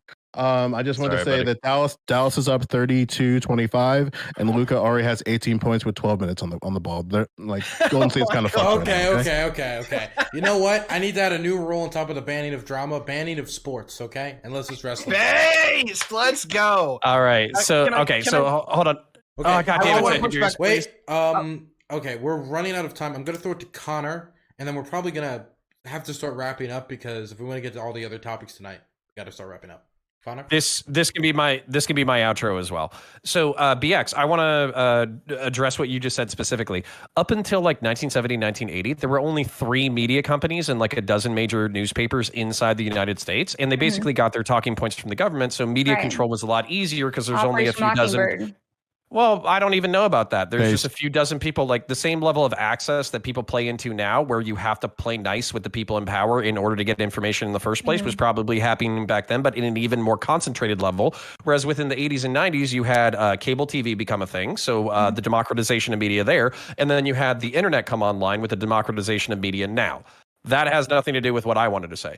Joe, to address your shit, white nationalists are going to have to make peace with the Hispanics. They're just going to. The truth is, based off of demography, immigration, birth Texans? rates, etc. Well, I mean, listen, that you What say about that, us? but if they start recruiting from Hispanic bases, you're going to start seeing social conservative majorities because basically these people align a lot on moral propositions. So basically, the second that Republicans learn to stop being bigoted towards Hispanics, it's kind of over for Democrats for a while until you get your shit together. Then it's probably going to be more chill racism, like don't date my daughter, but you can be a part of my political party. I mean, it already and- happened. I think that's where we're at Yeah. now. Yeah, and then it'll be mild economic redistributivism, but still like more bootstrappy than the Democrats. Fiscal conservatives are probably fucked for a while because I think fiscal conservatives have won out so hard over the past like 50 years that they've gutted everything, and everybody wants to get back to a more redistributive model. I just want to throw this out there real quick. The military industrial complex, I seriously wish lefties would fucking leave this alone. The American military industrial complex is responsible for a 65 trillion global empire. When you tell me that your fucking daycare is like contingent on us taking away F-22 fucking jets, nobody's going to take away the F-22 jets. Just say daycare's pretty fucking cheap. Just add it on top of the bill. Nobody gives a fuck about that. No, Republicans pretend to give a fuck about the deficit, but they don't actually give a fuck about the deficit. Finally, why are suburbanites and elites not Republicans anymore? Suburbanites, because the middle class doesn't exist anymore, so they feel like they've been betrayed by the economic system, so they're going to Democrats for more economic redistributivism. And then elites, because they want to assuage their guilt because they're doing so well in our fucked up system that they feel like voting Democrat basically makes it okay that they're multimillionaires while other people can't even afford their own fucking rent.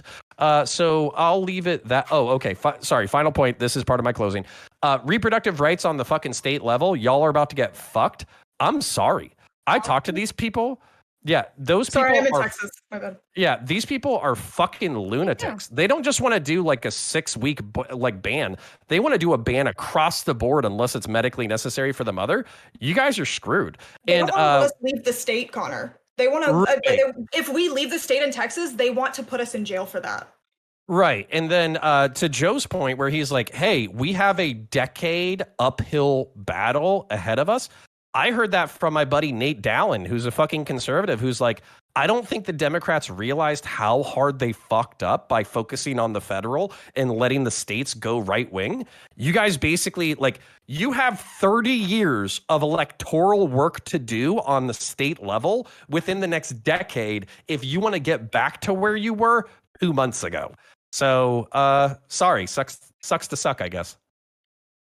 Okay, that was his ending statement. Very long ending statement. We're gonna throw it over to BX Bullet. For ending statement, yeah, I feel like just a lot of people probably think that I'm like out there and crazy and shit, but I think that a lot of people start to come around like the more they just kind of dig into the past and kind of just observe people around them. I know I observe people a lot. It's just because I really like to hear other people's perspectives and like actually consider what other people are saying about this specific topic, because this is something that I think we had a really good discussion about. So I just want to thank everybody for being like so collaborative. That's it. Gonna throw it over to Joe Lewis. Yeah, no, this was a pretty decent talk. I mean, cycling back to the topic question at hand, my the take is the same from the beginning, as I said before, where it's like each community of people are going to have a different perspective on just what politics is. So you're going to have areas that are more progressive, areas that are more moderate, areas that are more conservative. I know that's not like the sexy answer, but it's like it's just kind of how it is. And then like what's good is that conversations like these, when you, I've really said Dylan's panel, holy shit, we're moving up. This might be a good night. Like we're gonna have like we can have these the constructive conversations where we can like we're equal parts correct and wrong in different areas. And it's gotta okay, like so what do we come out with this? You know what I mean? I don't know. This is kind of nice so far. Please don't fuck it up with Amber Heard. Gonna throw it over to Merrick. Well, it's definitely going to get fucked up when we get to Amber Heard and guns. But yeah, everyone has been right so far. It's been really pleasant. It's been really nice. I do want to go back to like the topic was what do Americans want? And I think that in terms of like policy direction, and I do think that like it's, you know, we do have to look at the stats and I think the stats and I think that the data says that from the last few years to now, we do seem to be moving in a direction that indicates most Americans, or at least, you know, the net feeling in America is that they do want progressive policy. So I guess there's not really much to argue with that unless you want to start talking about like getting into the financials of stuff. But I mean, yeah, they want progressive policy. So. Okay, I'm going to throw it over now to Mythic. Just to clarify, Tiberius said that people are moving liberal or something. But when I say neoliberalism, I refer to as an extension, like a third way of a Clintonian Thatcherism and Reaganomics. It's supply side economics policy seeding over to the private industry, what was once understood to be like a part of the national prerogative. That's what I mean as far as neoliberalism. It's just austerity politics and third way politics. FDR talking about the need to facilitate or create talking about the Democrats' inability to put together a coalition and move forward towards a civic future, a civic nationalism. I would agree, and we need to look at why FDR was successful, i.e., he took all the fucking talking points from the goddamn socialists and instilled watered down versions of those, and they lasted for 80 years. I do think that we need to go forward broadly in it. Once again, steal from the communists the correct talking points, apply those in a haphazard fashion, and move forward in a slightly more progressive fashion. I agree, and thus I have united everybody on the panel, and we can move forward together now. Going over to Stardust. Yep. As I said before, I think, incremental changes are very important. Planning is very important. I think that we are vastly underestimating too often how important it is for us to be planning. Because again, what happened with abortions took a lot of planning. And again, just to reiterate my initial points, people are generally kind of like splitting from the center. They're kind of like becoming more polarized. I think the best way for us to try to implement policy is to find a healthy middle ground that is going to be effective policies that actually help. Okay, gonna throw it over to Turk. Yeah, so completely agree. We need more moderate centrist policies in order to actually start getting more, progressive types of things actually in place. You can see as some conservatives are starting to move into some of these other ideas that is not a far-fetched reality. The problem is that the people on the far left are pushing for such extreme ideas and things that the majority of Americans aren't on board full stop with what they're proposing. So it's like you can boil a frog slowly, right? And it'll eventually get boiled in water, but you can't just drop it in there. So that would probably be the best thing to happen for the country. I'm a realist. I understand that, we're not going to go further right because that's just not going to happen. But I do want to say that as we continue to divide. Stardust was mentioning this earlier. Just this past week, there was a Democratic Democratic candidate here in South Texas that was brought up talking about the border and stuff. And leftist outlets kept talking as if this person was a conservative or stuff. And I'm like, y'all are starting to like eat your own when you have a Democrat representative from the South border saying we need to address these problems, and you're pinning them as right-wing people. That's definitely a problem from the Democrats and the leftist concerns. So I would definitely focus more on not dividing, but trying to come to the center. Okay, and Ty, to wrap us up. All right, fantastic. I think I got a nice little bow to wrap up the overall points here. So I might get a little spicy at the last thing, but here we go. Americans want someone to win. We don't want a liberal policy or moderate policy or conservative policy. They want somebody who can actually get shit done. The path to victory here, the way that I see them, the Democrats need to make it to where the majority of people are college graduates without chopping off their leg or selling their liver to do it. If they can do that, they will be the majority ruling party for probably the next 30 years, but they have to get there. The Republicans basically have to get minority conservatives into the coalition. If they can do that, they will be huge. And I want to kind of split the hairs with Connor on this one, is that I don't think you're going to see like white nationalists get together with Hispanics. What I think you're going to see is the actual horrifying thing that I keep talking about. It's Christian theocrats are going to co-opt the Hispanic community into their coalition because Hispanics love God, big family people. They fit into this demographic in this category exceptionally well. And if they can even pick up a marginal point of the black community on this, because some of them agree with this extremely strongly as well, the Republicans are going to kick ass.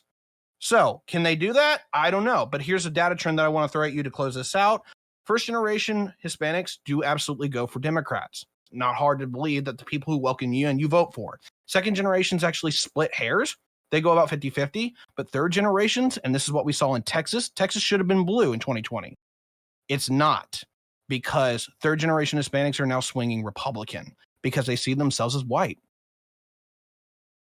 Okay. And I'll end with that. We're now going to go into the next topic. The next topic is going to be about Johnny Depp and Amber Heard. So, I haven't covered it at all because I don't care, but apparently a lot of people do. So, the Johnny Depp and Amber Heard trial has become a massive thing.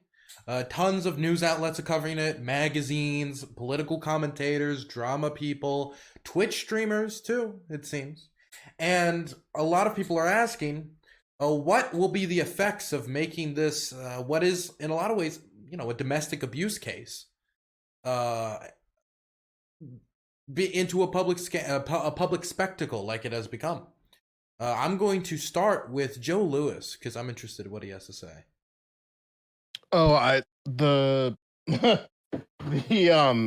This case really didn't like show up in my algorithm or any of like my news sources, so I'm very much removed from Like a stretching. Yeah, I will say I will say my one concern is I very much am wary about parasocial relationships and how they navigate in court proceedings with celebrities. It has the impact for me of if you have like this sort of threshold of like punishing people for lying, that's going to have people like cater to more like just sort of pandering to the criminal justice system, a system that we know is incredibly flawed. On the other hand, I think that this sort of stand culture with celebrity is just weird, man. Like we don't know these people at all. We only know what's being presented when it comes to the court proceedings. We only know what they're choosing to present to the world. So I do sympathize for those who are victims of sexual violence and have a very strong attachment and a very strong reaction. I shouldn't say attachment, that's very rude. A very strong reaction to the different testimonies of the case. However, I also am very worried about the reaction that my fellow male compadres have over Johnny Depp. This nigga wears accessories. Why are you standing this man so hard? Like, He wears more accessories than a fucking 19-year-old in 2001 listening Guys. to Evanescence. It's like, bro, like, Excuse me. like, Excuse me. Intros, no Like, interruptions. No interruptions. anyway, Do not it's- talk about it's- Amy Lee that Hey, way. hey, no interruptions. No interruptions. Intros. So it's just that I worry for that, and this is the biggest thing for me personally. It's rich people doing rich people shit and fighting in court. So like that part of me I'm very detached from. But I am curious to hear how people have been navigating what's watching this, because there are people who are on this panel that were more involved in watching the everyday of that. So I definitely want to give space for their perspective. Next, I'm going to throw it over to Merrick. It's me. Okay, so I guess I haven't watched. I have not watched the actual like 8 hours of like the court, the filming in the court and the trial and all that. I have read a significant amount of stuff about it. I've seen a significant amount of stuff of the evidence that Johnny's camp has put forth, that Amber's camp has put forth. But I think the thing for me that is like, that I'm more concerned with is not necessarily what actually happened between the two of them, but what's more concerning for me is like the cultural impact that this is going to have. And I am already concerned that having a very public dissection of a situation where we are talking about domestic violence, we're talking, people are throwing around the terms mutual abuse. We're talking about sexual assault. We're talking about rape. We're talking about, trauma and triggers and whether people are perfect victims. This to me is like, I mean, I think it's good that we have a public conversation about like how men can be affected by domestic violence. I think that's a good thing that we could have a conversation about in the public.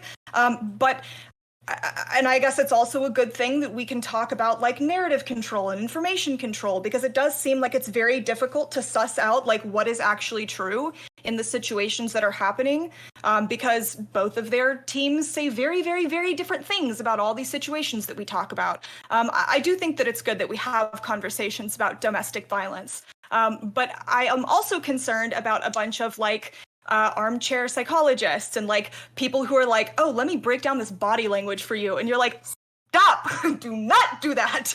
I am really concerned about the amount of people covering this who like have no business talking about it. So now we have a lot of public conversations that are like just straight up victim blaming, or that are like people arguing about like, was this person the perfect victim? And so I think that there's so much more messiness and like hurt feelings that I'm seeing, and like people just at each other's throats, that I do think that like this being a public thing is like actually really bad and having a really bad impact, because from what I'm seeing is it's very campused, and people are, I think most people are not actually going through all the details and are just kind of figuring out their position on it based on how it connects to them personally and the experiences that they've had personally. So then they're getting really emotionally invested in it, and it's hard to talk about it without like really, really upsetting a lot of people who are talking about it.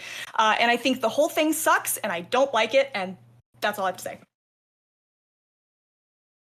Okay, I'm gonna throw it over to Mythic. I think that this whole thing is indicative of a larger lull in fucking content. For previously articulated by Dylan Burns and talking about the lack of new, insightful, creative things coming out of Twitch poll, we found the meta to beat all other vacuous meta, which is just covering the Amber Heard Johnny Depp thing, wherein an effete 50-year-old theater kid has become the progenitor and the archetypical victim in the men's rights movement. I don't know what the fuck is going on. It's soy as fuck. I agree with the armchair therapy thing, where once Dr. Ken was the biggest enemy on Twitch for giving unsolicited or maybe unregulated or unlicensed therapeutic insights to somebody. Now you have a bunch of armchair therapists doing the same thing. A bunch of people who are just sort of using gender roles like astrology, RE, domestic abuse, and all that. And Johnny Depp has been transmutated into some sort of a men's right archetype. Amber Heard has been transmutated into someone that we need to give a fuck about, apparently, who's like a cultural figure. I don't know what's going on. I don't think it's good. I think it's where something like O.J. Simpson was a intersectional case wherein you dealt with something past the L.A. riots, a salacious or a big murder, a mystery, corrupt cops, racism in the LAPD. It was a referendum on a lot of things, including systemic violence and racism. That sort of deserved a role that played. It deserved its rather large centering in the cultural conversation. This, I don't know how this got here. I think that we're just in a lull of content. And I don't think I think that whether forecasting whether it's good or bad, I think it's kind of moot because we're just going to move on to the next thing in a little bit that we can soy out and be salacious about.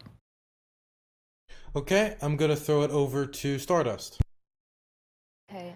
So I initially, when I looked into this, I initially was just kind of echoing thoughts about what it's like to see somebody talk about a potential rape, a potential domestic violence issue, and have the entirety of the internet mock them, make fun of them, make jokes about them, claim that they're acting, claim that they're a bad actor, claiming that they're faking tears, claiming that they're not really crying because there were no tears.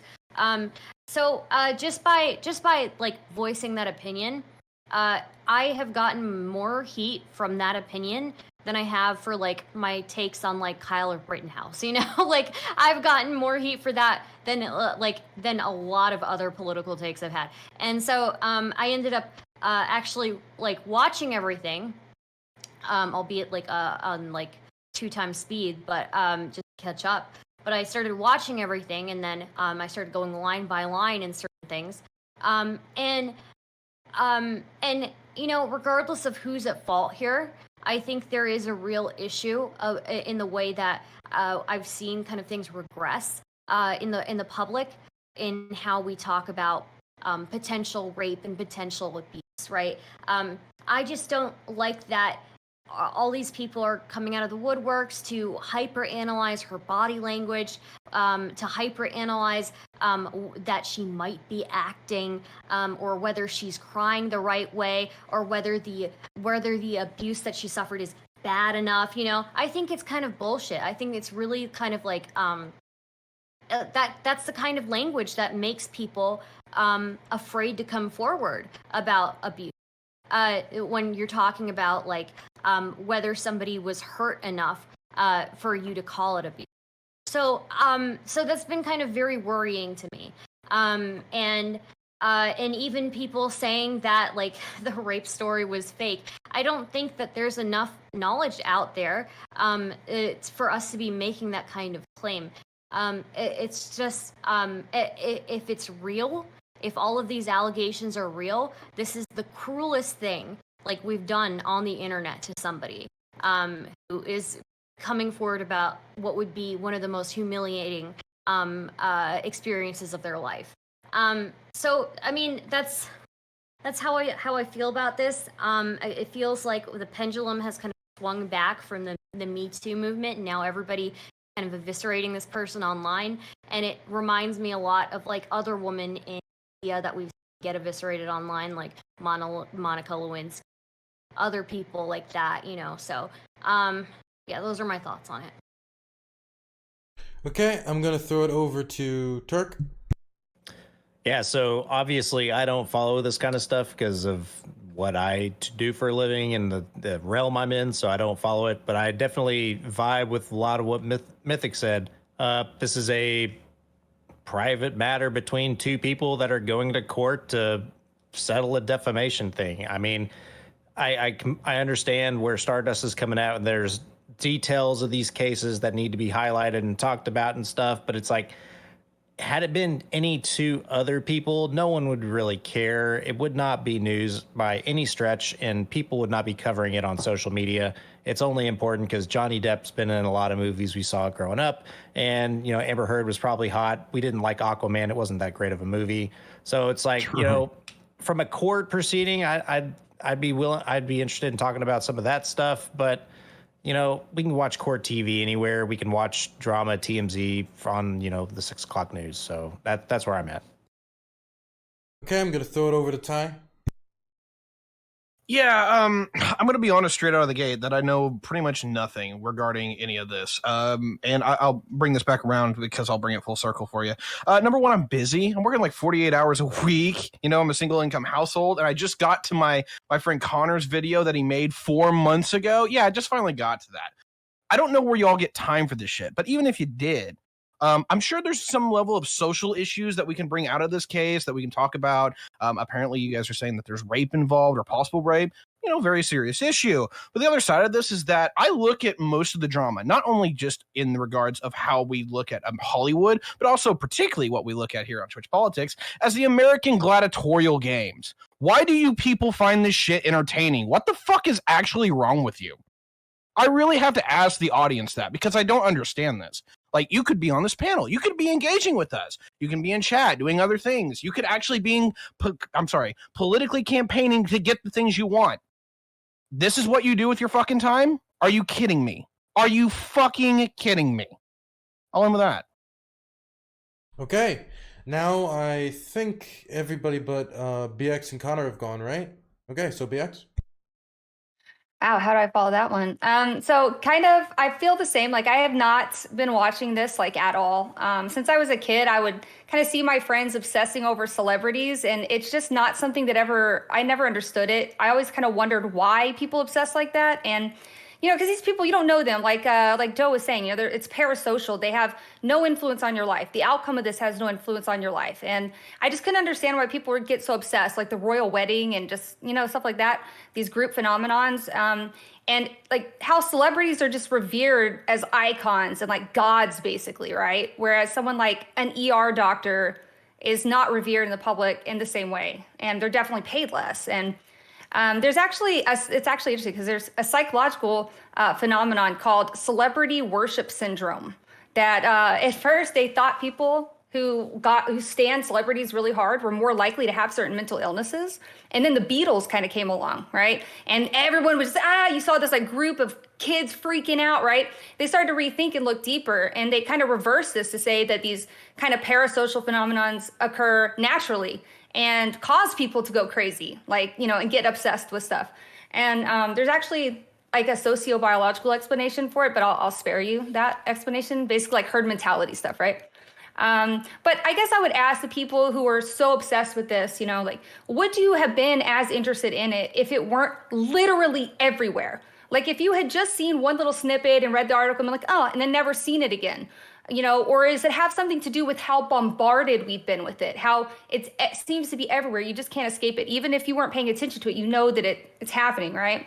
I think our institutions know exactly what psychological phenomena underpin our societies, and they can manipulate it extraordinarily well. You know, they could create heroes and villains, and they can steer public opinion and discussions, I think, towards other agendas even.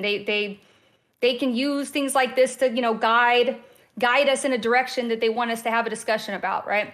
So I think it is possible that they use these kind of things to distract our attention away from something else important, like how there isn't any infant formula, for example, or how China is increasing shipments of fentanyl and fentanyl precursors to the cartels in Mexico. Like, did you guys know that fentanyl overdose was the #1 cause of death last year for adults between the ages of 18 and 45? Killed more people than COVID and car accidents, 70,000 people. Let that sink in, you know? And then as for Heard and Depp, as much as I've seen, I think that they both have horrible character flaws, horrible trauma. They seem to be very damaged individuals, and I hope they both get the help that they need. Okay, now we're going to throw it over to Connor. Yeah, sorry my camera's down. I'm working on it right now. But basically, no, I'm okay with people being relatively interested. Maybe not as cringe as these people are that you guys are talking about. But basically what I would say is that it is interesting because we are talking about a time, maybe a few years after the Me Too movement, you know, the functional mottos being believe all women, et cetera, et cetera. And we are seeing the complexities of a domestic violence situation in which we don't know who's good and who's bad. So for me, I think this is a necessary recalibration of the cultural narrative where there can be such a thing as toxic femininity. the narrative from the MRA side is that like, oh, Amber Heard's a piece of shit because she married a A-list celebrity that had better talent than she did, then leveraged his political clout into her career, fucked a bunch of people while they were still married, and then treated him like shit, emotionally abused him, shit in his bed, fucking was a huge asshole to him. And he was just supposed to take it because he was a dude. So I'm perfectly okay with, regardless of the individual moral character of these fucking people, I'm okay with acknowledging that people from both genders can be fucked up pieces of shit who manipulate and fuck over their partners. And I'm okay having a more balanced conversation in that regard. So, yeah. Okay, I assume you're gonna fix your camera in a second, Connor? Yeah, working on it. Okay, we're open. It looked like Mythic wanted to start us off, so throw it over to Mythic. I just wanted to address number one, like we understand why people want to see this. I'm not confused why people want to watch this, but overall, BX talked about last year, more and more fentanyl precursors are being shipped over from China. I just want to say it's synchronistic. Johnny Depp is also the largest buyer of those, so you can blame him personally, which is related to this. Jeez, But I would- dude, that was rough, man. He probably buys the good stuff. Holy it's not shit. this Chinese fentanyl stuff. True. Well, maybe that is the good stuff. No, it's got the potency that he People needs. were as So serious about mean. that as they were about COVID deaths. You probably have gotten in trouble with Twitch for saying that. But Yeah, I've been canceled. I get canceled every I'm day just for a new kidding. thing. I'm just kidding. I'm making a joke. I wake up and disavow everything I said tomorrow, and I start fresh anew like a phoenix, a cancellation phoenix every day. So that way they can't get you. It's like Trump. You just reinvent the news cycle every day. Say a new outrageous thing at night, wake up, and then just outdo I'm yourself just a late tomorrow. adopter. Don't I just apologize. wait until Keep things are it okay moving. again, and then I just In start awe. talking about it late. I'm a late adopter. Yeah. I wish that I did this. I would have had a much happier 2 years on Twitter if I was just like, fuck it, cancel me every day. Yeah, I think just go I'd nuts. Amazing. Yeah. I think I might have told you that in a DM. You can thank Elon for Just this. keep moving. Yeah, Just you keep just it got to keep moving. it rolling. Yeah, appeal to your core crowd. I mean, Trump is a genius in that respect. Okay, but I do want to say this. I understand what people want to do. They're famous. They're celebrities. They're rich. We grew up watching them. It's salacious, true crime. It's domestic. It's team sports. It's Schadenfreude. The chick shit in his bed. They're drunks. There's violence. It's woman on. It's the trope of the women hitting the man. It's sort of like a weird underdog story, except that no, that's cope because the man actually hit the woman. There's rape. There's a sexual assault allegations. It's everything all in one. It's everything that we've been indoctrinated to watch in our sort of voyeuristic consumer basis, where media is more personal, and now we're just watching. This is the type of thing that salacious monkeys want to watch.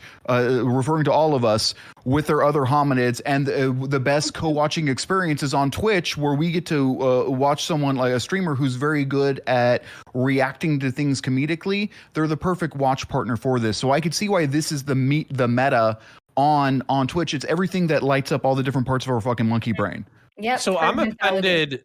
I'm offended that nobody like Jack Sparrow has not been a bigger influence in your guys' lives. Like everybody was just dismissive. Like Edward Scissorhands, Jack Sparrow, fucking I don't know the rest of his shit. Didn't he do like the Barber The Wire, Street shit? so- I'm Legolas good. was more important in my life, man. Legolas Which one? is Legolas. Legolas. The other Legolas? guy. Yeah, not Johnny Depp, but the other protagonist in the movie. Listen, Orlando I Bloom? find this to be Orlando a Bloom. fair. That's from Lord of the Rings, Fair. isn't it? Legolas. I was about to say. Orlando Actually, Bloom. I was about to say Turk just confessed to a femboy fascination live on fucking Twitch. So that's pretty much what just happened. I'm cool with it. He's See, the right is he's- getting more progressive as we speak. He's got Amazing. soft skin, No. long He hair. spends lots of That's money very on those traditional arrows. having a femboy. That's He's way- very. Very Let's agile, let's back a long way. reel it back in, please. Reel it back in. lithe. I do think that there is something to be said here. That definitely that obviously men are have the ability to be victim of abuse too. I just think that the way that I've been seeing people kind of do like a witch hunt has been very concerning Cringe. to me. Yeah. Yeah. It's like tribal. It's very tribal. Like people are picking sides and, Over analyzing whether she has enough tears or not. Like Yeah. like it's God forbid, I hope that nobody else has to be analyzed that close.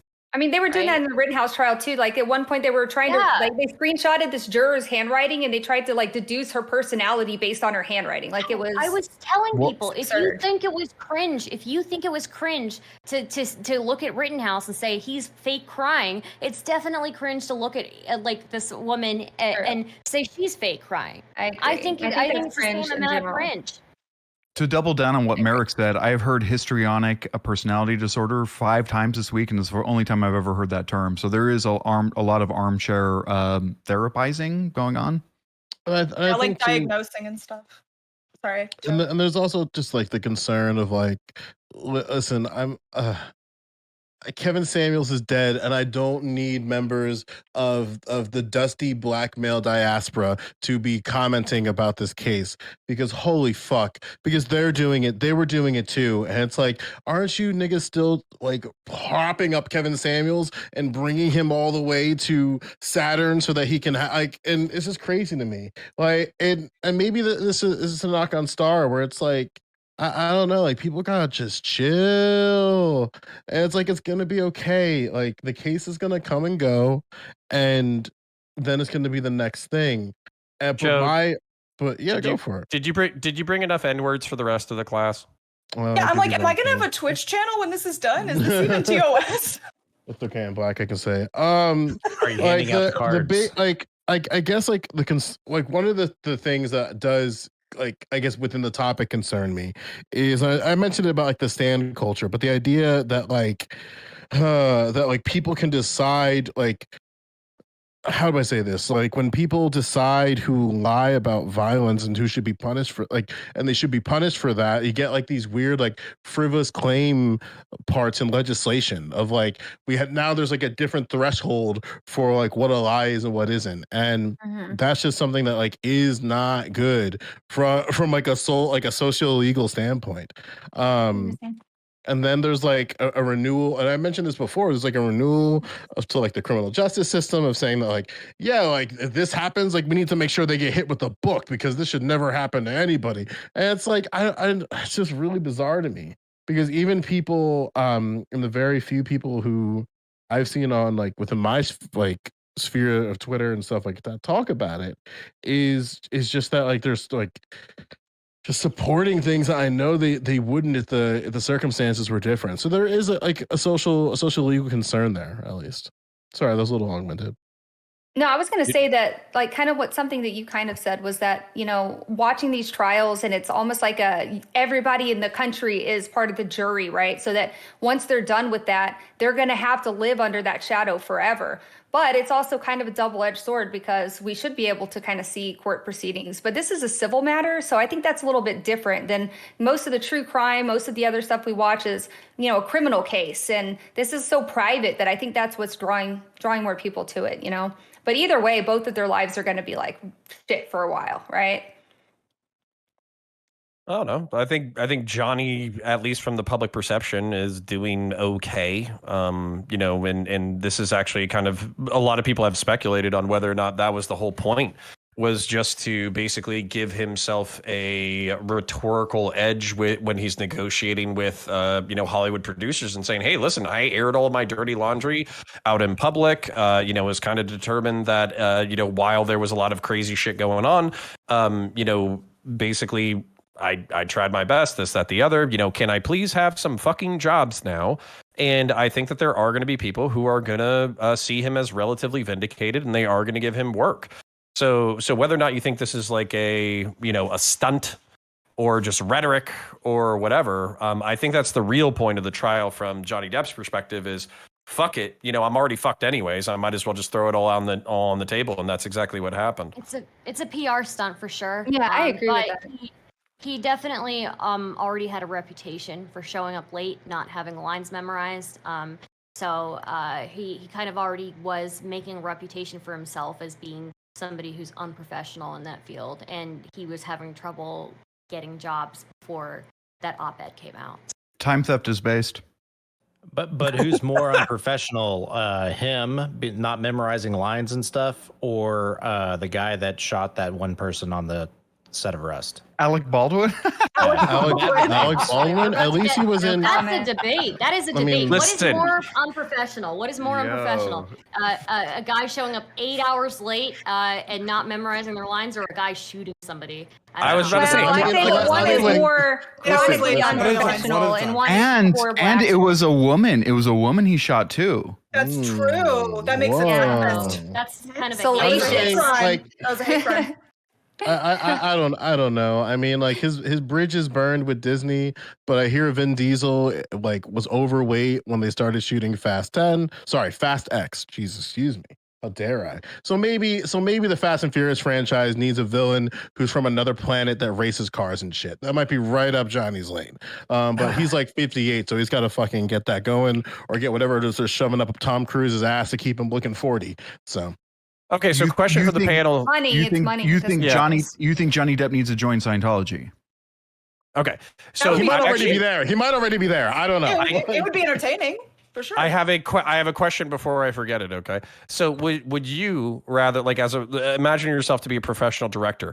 Would you rather have somebody who was chronically late to set, fucking over your show's budget, or somebody who showed up on time but they only killed one person in 30 years worth of work? Killed one guy, because that's probably One not going to person. happen again, right? That was the Right. fluke. It's probably going to be Right, fine. like Oh. once The latter. every 30 years. Yeah. Like You every have to 30 look years, at it they in have one terms person. of money Everybody loss. gets You have one. to look at it like the producers look at it. How much is the lawsuit versus how much time do we waste, and how much does everyone's time cost? This All person. All right, as long as that we're all on the same page. No, Yeah. this one I mean, person if who only Ray shot Lewis- a person once has been a habitual flagrant flagging of people with firearms, is not checking guns if they're clear. He is not John Wick. He is Alec Baldwin. I would not hire him with a firearm based. Okay, it's 7v1. I got it. I'll take that. I'll take that. Just don't have guns in your movie. He won't do it again. Then It's no fine. one's gonna watch your movie. Oh, fuck, you're And right. how would they no, make no, all like- that money off the glorification of gun violence? Yeah. Sundresses without While panties. also being super Make it a super- Okay. Okay. Make it a superhero Okay, movie. Make it a okay. superhero movie. Okay, we're really getting off track here. We got to either get it back on track, or we're just gonna probably move on to the last topic. They brought up guns. Superhero. I was about to say, nobody wants to take me on the MRA stuff, so I'm okay let's with go to moving on. guns. Good God. Yeah, I don't really Okay. want to talk about this. Can we do great replacement and guns? No. Oh my god. Okay. Holy shit. That's part of the Great conversation, though, right? replacement of guns. Okay, let's get to the last With topic. what? then. We're not. I guess we're not gonna do closing. Nerf guns. Okay, we'll just skip this topic. Oh, I can give a spicy take. Well, okay, quickly. It either I saves already the pan or did. kills it. I'm just kidding. Okay. Say it. Let's Say go it. to the. I'm ready. Okay, let's go to the last topic. Okay. The last topic is: do you believe in the right to bear arms? And if you do, what restrictions should be placed on the ownership of firearms and firearm adjacent items like things like bump stocks, etc. Right? Okay. We're going to start with Joe Lewis. Started before. What the fuck? I'm bullying you. I don't know, man. Like, I support the Second Amendment. I support individuals' right to bear arms. I think that a lot of the perspective on guns is a little misguided, but there's good information on both sides of the argument, so I understand that. My general thing is that I just want there's a baseline thing that I could argue tonight. I just want permit expansion. I think the permit process needs to be easier. I think that the permit the permit process, and also just there's like weird hypocrisy, right? Where like Connor's a former cop, right? And when he's not brutalizing black people, he should be able to have a firearm if he's retired and under good graces within whether it be the military or the police or like the police system. I think that's a totally fair thing of approaching. As this is and I'm only talking about the baseline. Like there's plenty of other things that people are going to stack this deck with. I'm only putting the spell cards in. BX Bullet probably has got the monster cards, and then the fucking Mythic. I know he's got some trap cards on the ready about guns. But generally, I'm just like, I just think permits need to be expanded. I think a good place to start is something that I hate to say this, but Edward Durr, state senator from New Jersey, with his gun legislation, which is pretty generally speaking, like pretty milquetoast, but things that people in my state would be okay with. Now it's going to die in the Democratic majority, but yeah, I'd say permits are a good place to start. It's permit expansion, expanding the permit use of like permits being available to go like available across state lines. I'm sure Big Exploit can elaborate on that more. I'm sure Connor probably could as well. It's just like, yeah, permit expansion. And listen, like Jersey figured out school shootings. Other states can do it too. Like, you don't have to just always like get all uptight about banning ARs and shit when there's a school shooting, when there's like other problems in the school system that could be addressed, that could solve that problem of kids blasting other kids. Okay, I'm now going to throw it over to Ty. Oh, cool. So my thoughts on this are a little bit cloudy, so I'll outline where the kind of the range is. I believe that people should have the right to actually have firearms. Yes, I actually own one. I own a 92A1. I believe that people need to be practiced with it. Actually, not use the thing, but develop a level of proficiency with it. That takes time. That takes money. That takes a lot of investment. And one of the big things I hate about like the people that I refer to as the amosexuals that just love their guns, they don't do any of that shit. They're terrible people. So what do I think the limitations should be? That's actually the real kicker here. In a perfect world, if we're actually going to ask people for a fucking license to have a car, it really makes sense for me to have a license for having a gun. But I'm never going to be able to sell that to anyone on the right. So I'm okay with saying, look, we're going to go with the super liberal, super tolerant take on this, where we're going to say it's constitutionally valid that you can have a gun. But there's the exceptions. One, do you have some kind of like violent history that you've been convicted for of a felony of like a violent crime? If you have that, you're out. You can't get a firearm, at least in a legal manner. The other one is that you have to be willing to subject yourself to red flag laws. If your community says, I think you're a fucking danger and we're willing to take your guns away for some given amount of time, you have to be willing to concede with that. These folks that think that you can just give everyone guns and nothing's going to go wrong are absolutely insane, and they're ruining Republicans and they're ruining 2A. This is how you lose your rights. You need to have some level of give to be like, hey, look, we can control this. We actually make allowances for it. I'll leave with that. Okay, I'm now going to throw it over to the Turk. Yeah, so I'd love to go back and forth with Ty on some of the stuff he was talking about, but I'm a firm believer in the 2A. I think that firearm ownership is a good thing for people. One, you get to respect the tool and you get to actually like learn about firearm safety. I think that's one of the biggest issues within America as a whole, is just the lack of potency or proficiency with the firearm, as well as just a respect for what the tool is. I have filed for an FFL. I know the entire process. There's a lot of legal hoops you have to jump through just to be part of the industry. And I think that people mischaracterize and misjudge just what all it actually takes. People think it's the Wild West. You can just buy a gun anywhere. That's not actually the case. I actually looked at Joe Lewis. I appreciate that bill. I would love for more funding to start some gun clubs in high schools. I would love other types of, school things to be started for other different topics. But I'm really interested to see where everyone else is and where the conversation goes. So, okay, I'm now going to throw it over to Mythic.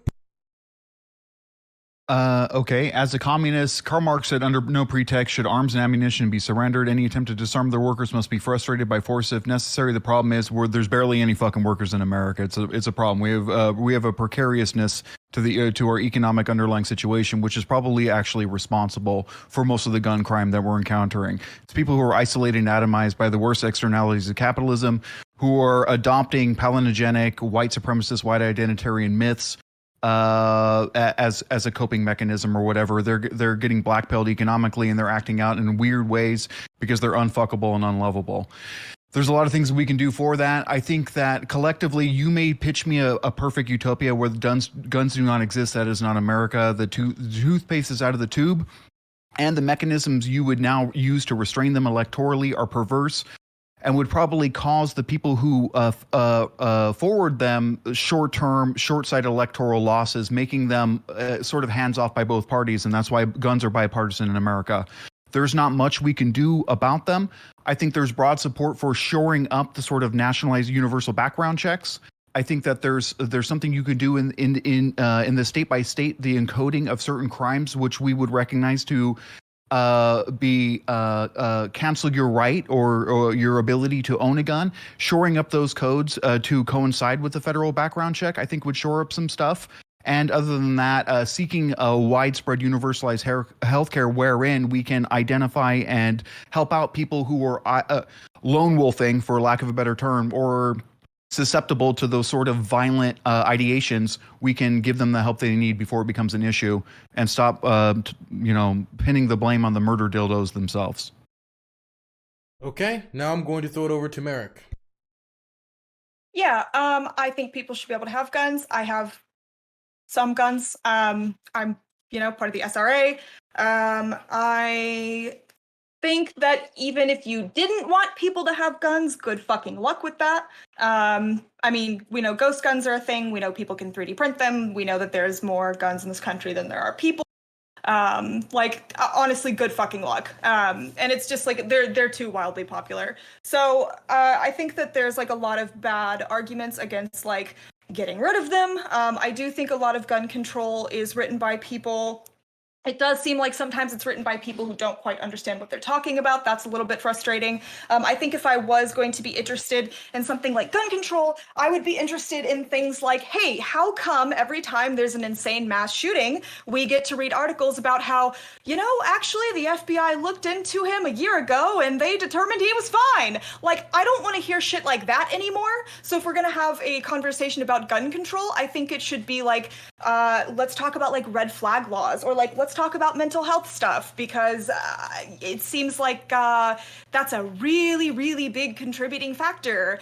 That and people getting insanely fucking radicalized, like Mythic brought up. Like there's some very serious issues going on that it seems like if we're going to talk about gun control, we can't not talk about those things.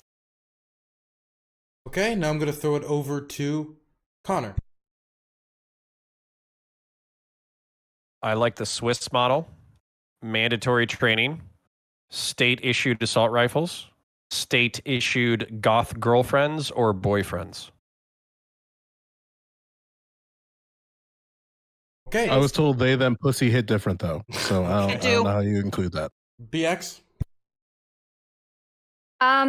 So obviously I don't think we should have any more, not obviously, but I don't think we should have any more gun control. We have a lot of laws right now that aren't functioning as intended. I think that the biggest problem I have with any kind of gun control is that, politicians, every time they push for gun control, it's based on some kind of like lie or disinformation from the administration who is pushing for them. And maybe it's because I'm in the industry that it's so easy for me to see the motives, but they're actually pretty transparent. And we're being lied to as usual. Like when you look at Biden's last State of the Union address, for example, I actually made an entire video going through line by line every single lie or misleading statement that he made about guns and explaining why it was a lie or misleading. And you guys have already said a few of them. But politicians, they like to trick people by making up these scary sounding terms like assault rifle, ghost gun, and you always identify them because they're scary, right? And they scare people. And when people are scared, they're more likely to be like, oh, I don't want that thing. It's rational. But really, they're just cherry picking these things that have like basically relative insignificance when it comes to actually lowering gun deaths. Right? If the bottom line is actually lower gun deaths, there's no good evidence that most of the things they're legislating would actually lower gun violence, because we're not addressing the root violence of gun crime, right? We're trying to solve this complex societal problem by addressing these inanimate objects instead of the deep societal issues that are way more difficult to fix. So the end goal of all of this is not to reduce crime. They're putting that out there, but that's not actually what's going to happen, right? The end goal is to make it harder for people to own guns, law-abiding ordinary citizens, which is central to the Second Amendment, obviously. Not to mention that our fundamental right to self-defense also falls under the Second Amendment. So I guess one last thing I would also say is that going back to the State of the Union address, if the President of the United States can get in front of the entire country and just tell that many bold-faced lies in that one section about gun control to get you to believe something, I think we should all just start questioning why that is, that they can't just give us facts and let us decide. Okay, so I think everybody's gone. Please help. Stardust. I have not gone. Oh, Stardust. Sorry. But pretty much what I was gonna say is that I never grew up with guns, but I don't really care one way or the other if other people have them. I do kind of like what Counterpoints was proposing. Actually, that sounded pretty cool. Like mandatory training. Like yeah, everybody can have one, but it's just mandatory to get training. That would be so big. Other than that, I'm indeed you know, based. yeah. So- Other so than that would be- just guns or Would that guns. be sexual mutual aid? What? Listen, Would- you said these people were unlovable wait a and minute. unfuckable. Would that be sexual mutual aid? They said a boy. talking a about. unit Okay, of boyfriend and okay. girlfriend. Okay, it I'm has been. bored. Wait. Stop. Stardust Everybody said- stop. No. Okay. It has been like 30 minutes till the last time an actual political point has been made in a debating conversation. Okay. So who wants to start with an actual political point? Okay. This guy. I'm going to go start with BX. I'm going to write down Turk and Ty. I can address a lot of things that were said, a lot of things that sound like good ideas, like at the surface, which is what these politicians kind of want you to say, like, yeah, more training. That's great. Of course, everybody wants training, right? But you don't really actually start to think about, like going back to what Joe was saying about the permits, expanding permits. Like one of the big issues we have with all these loopholes and added fees and going to trainings, and it's the cost. The cost becomes higher, which disenfranchises people of color who are also having a hard time, or like low income people who are also having a hard time, you know, getting guns. Like in New Jersey, what they noticed is that by limiting permits and making people interview for, or maybe it was in North Carolina, but they have it in New Jersey too, I think, where you have to interview with the sheriff to, like, you know, get your permit. And what ended up happening was they looked at the data and saw that like way more white people were being approved for guns and way more black people being disapproved for guns. So they're actually seeing that these gun laws were still like just inherently racist. And so when you make more training, when you make more costs, you disparage more people and keep more people out of the gun community. And the other thing is, I'm a firearms instructor. I have a class tomorrow, and I'm going to fucking tell you right now, there are not fucking enough of us for every single gun owner in America to have to undergo training. It ain't happening, and it's not cheap. So I agree. They are not fucking enough of us. I totally agree. State Hell yeah. subsidized. I do have a point though. Sorry, but I'll say it after everybody's did their thing. Kind of like driver's ed, you know, but for guns. I think that would be. And that's why I support what Joe was saying. We need to actually be training and teaching kids at a young age to respect the tool, respect the responsibility of the tool, and to like not be propagating that these tools are evil items. They are not. They are tools. People On use a voluntary basis with safe equipment. But come Is on, that the, like, Swiss, there is are that the people out Swedish there- model, though? I thought you said you wanted universalized. You can learn on a BB gun, Yeah. a pellet gun, a bow and arrow. There's all sorts of But- different but ways whatever- to start the conversation. But and whatever training. gun you use, you're still gonna have these 13-year-old boys blasting it in the socks. Like we need to make sure that we have proper education around these guns. I don't think that's what they're blasting into socks. Yeah. Are we sorry. talking about Sorry. sex or guns?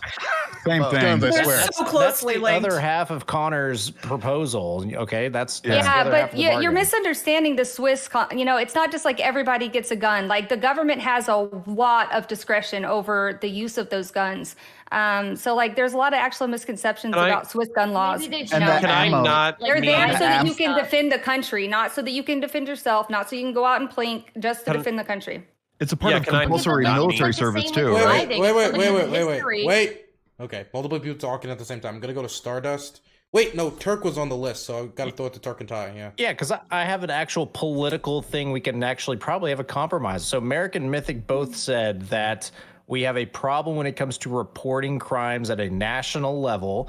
I'm pretty sure many conservatives could probably agree that we need to have better databases and all this other information sharing, so that if someone in New York who's been in a hospital for mental health issues, they have that flag raised, right? If they go across state lines to Virginia, go across state lines, actual Justice Warrior. If they go other places, those other FFLs should be able to find that state or local flag and be like, oh no, I'm not going to sell you a firearm because you're a crazy lunatic. I don't think we know. can have an agreement.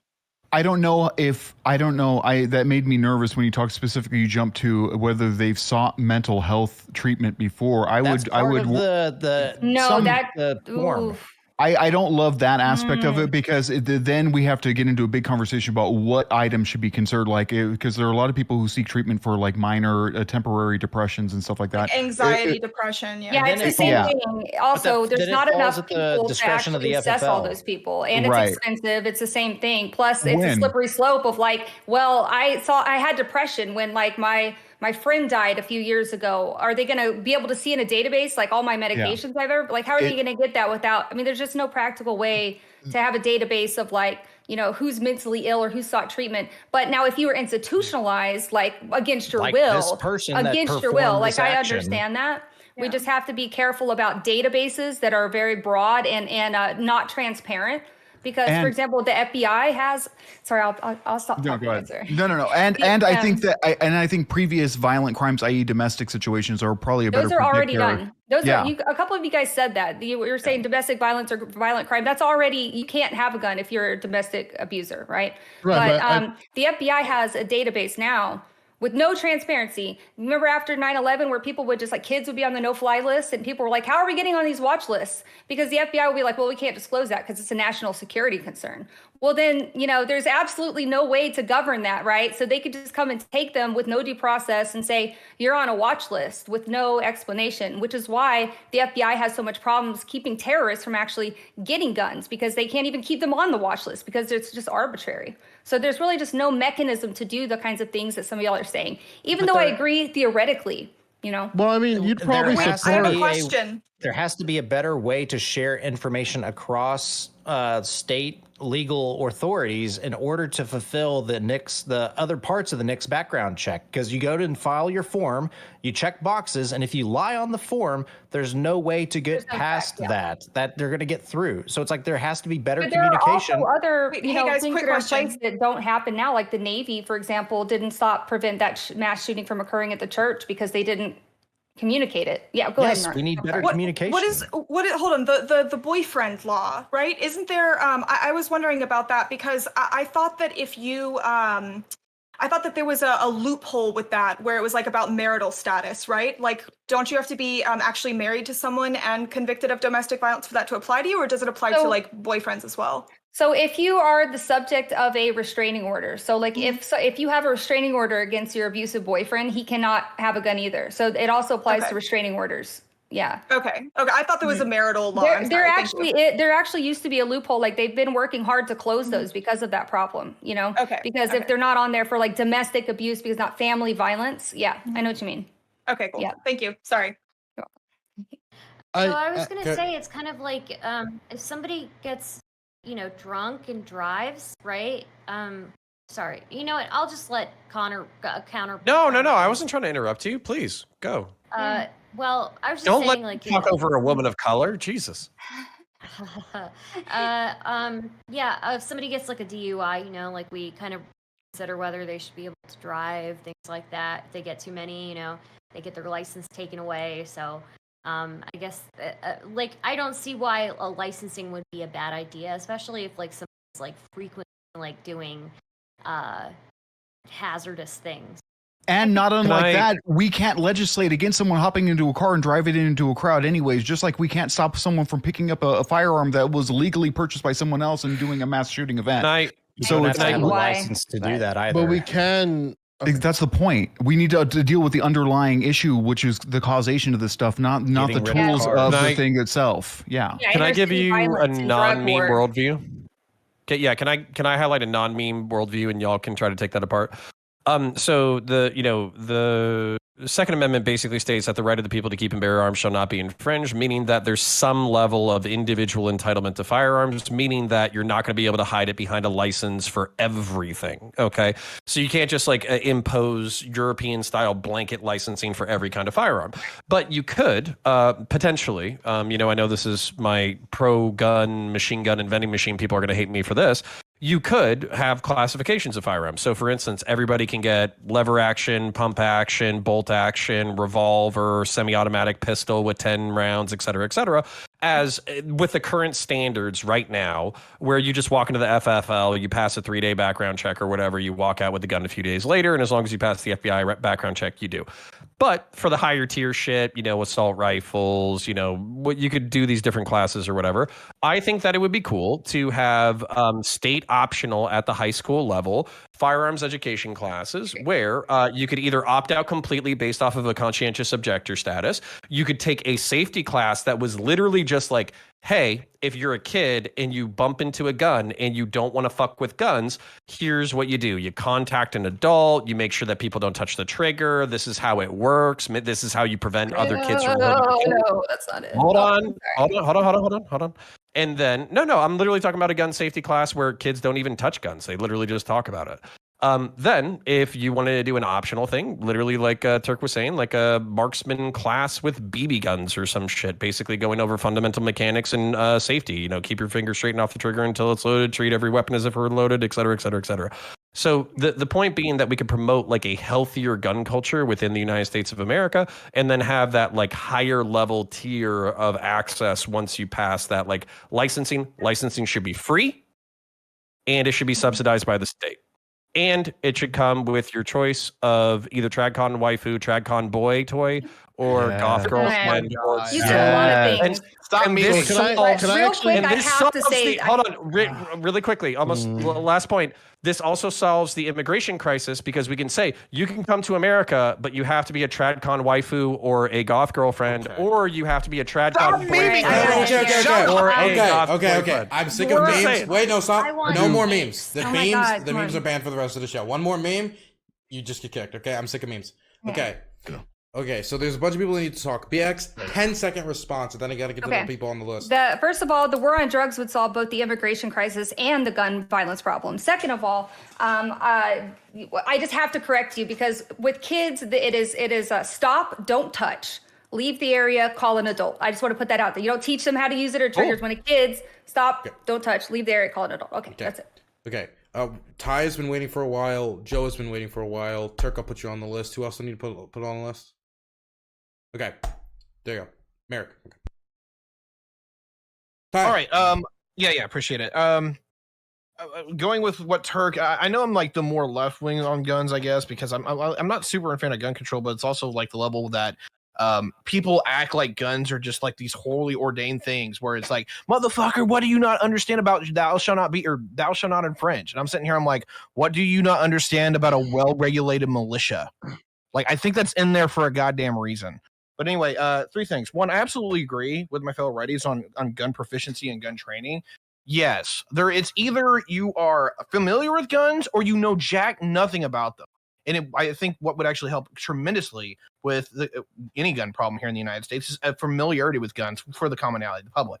Now, national service would be cool, but we're never going to get there. So how do we get that level of training to the common public? I have no idea. But the thing that I really want to kick in here is that conservatives, right-wingers, even left-wingers agree that the commonality here is not the guns itself, it's mental health. Hey, Republicans, right-wingers, whoever's on my team, what's our mental health prescription? I don't know it. Can you tell me what it is? Because I don't know that policy. What? Did someone just meme? No, I'm dead serious. What is the Republican right-wing response to mental health? Because I haven't heard it besides literally, hey, More access, easier access. I mean, I'm not a right winger, but easier access, destigmatization are top. And, one of the problems with requiring mental health checks like they've tried to do in the past is that by doing that, you stigmatize people who are maybe afraid to go get, help for their depression because they're afraid they won't be able to have their guns, right? So you even actually push people more towards the stigma of being mentally ill if you put those kind of restrictions on guns in place. I don't disagree with that. The question Social is Darwinism. Oh my God. Do we need No, to? I'm serious. That's a right-wing prescription. Yeah. Well, I would take the that's more literally true. take on that one, though. Okay, well, Ty, you want to finish before I move on? Yeah. To the list? I'm being combative here Okay, because like the right identifies the problems and I agree with the problems, but what is our solution? We have none. I don't know what the solution is because I'm not a mental health expert. I don't know how to deal with actually dealing with people's problems because I'm fucked up in the head. I have bipolar disorder. I'm freaking insane sometimes and I have to recognize that and deal with that. I don't know how to police your problems. Some of you are doing well, some of you are doing terrible, but we're not going to go there. Like, how do we actively have a conversation about mental health in this country? Because the left has socialized healthcare, at least. I don't know if they're wanting to do any kind of thing with healthcare or with mental on top of that. I have nothing from the right, nothing to chew on.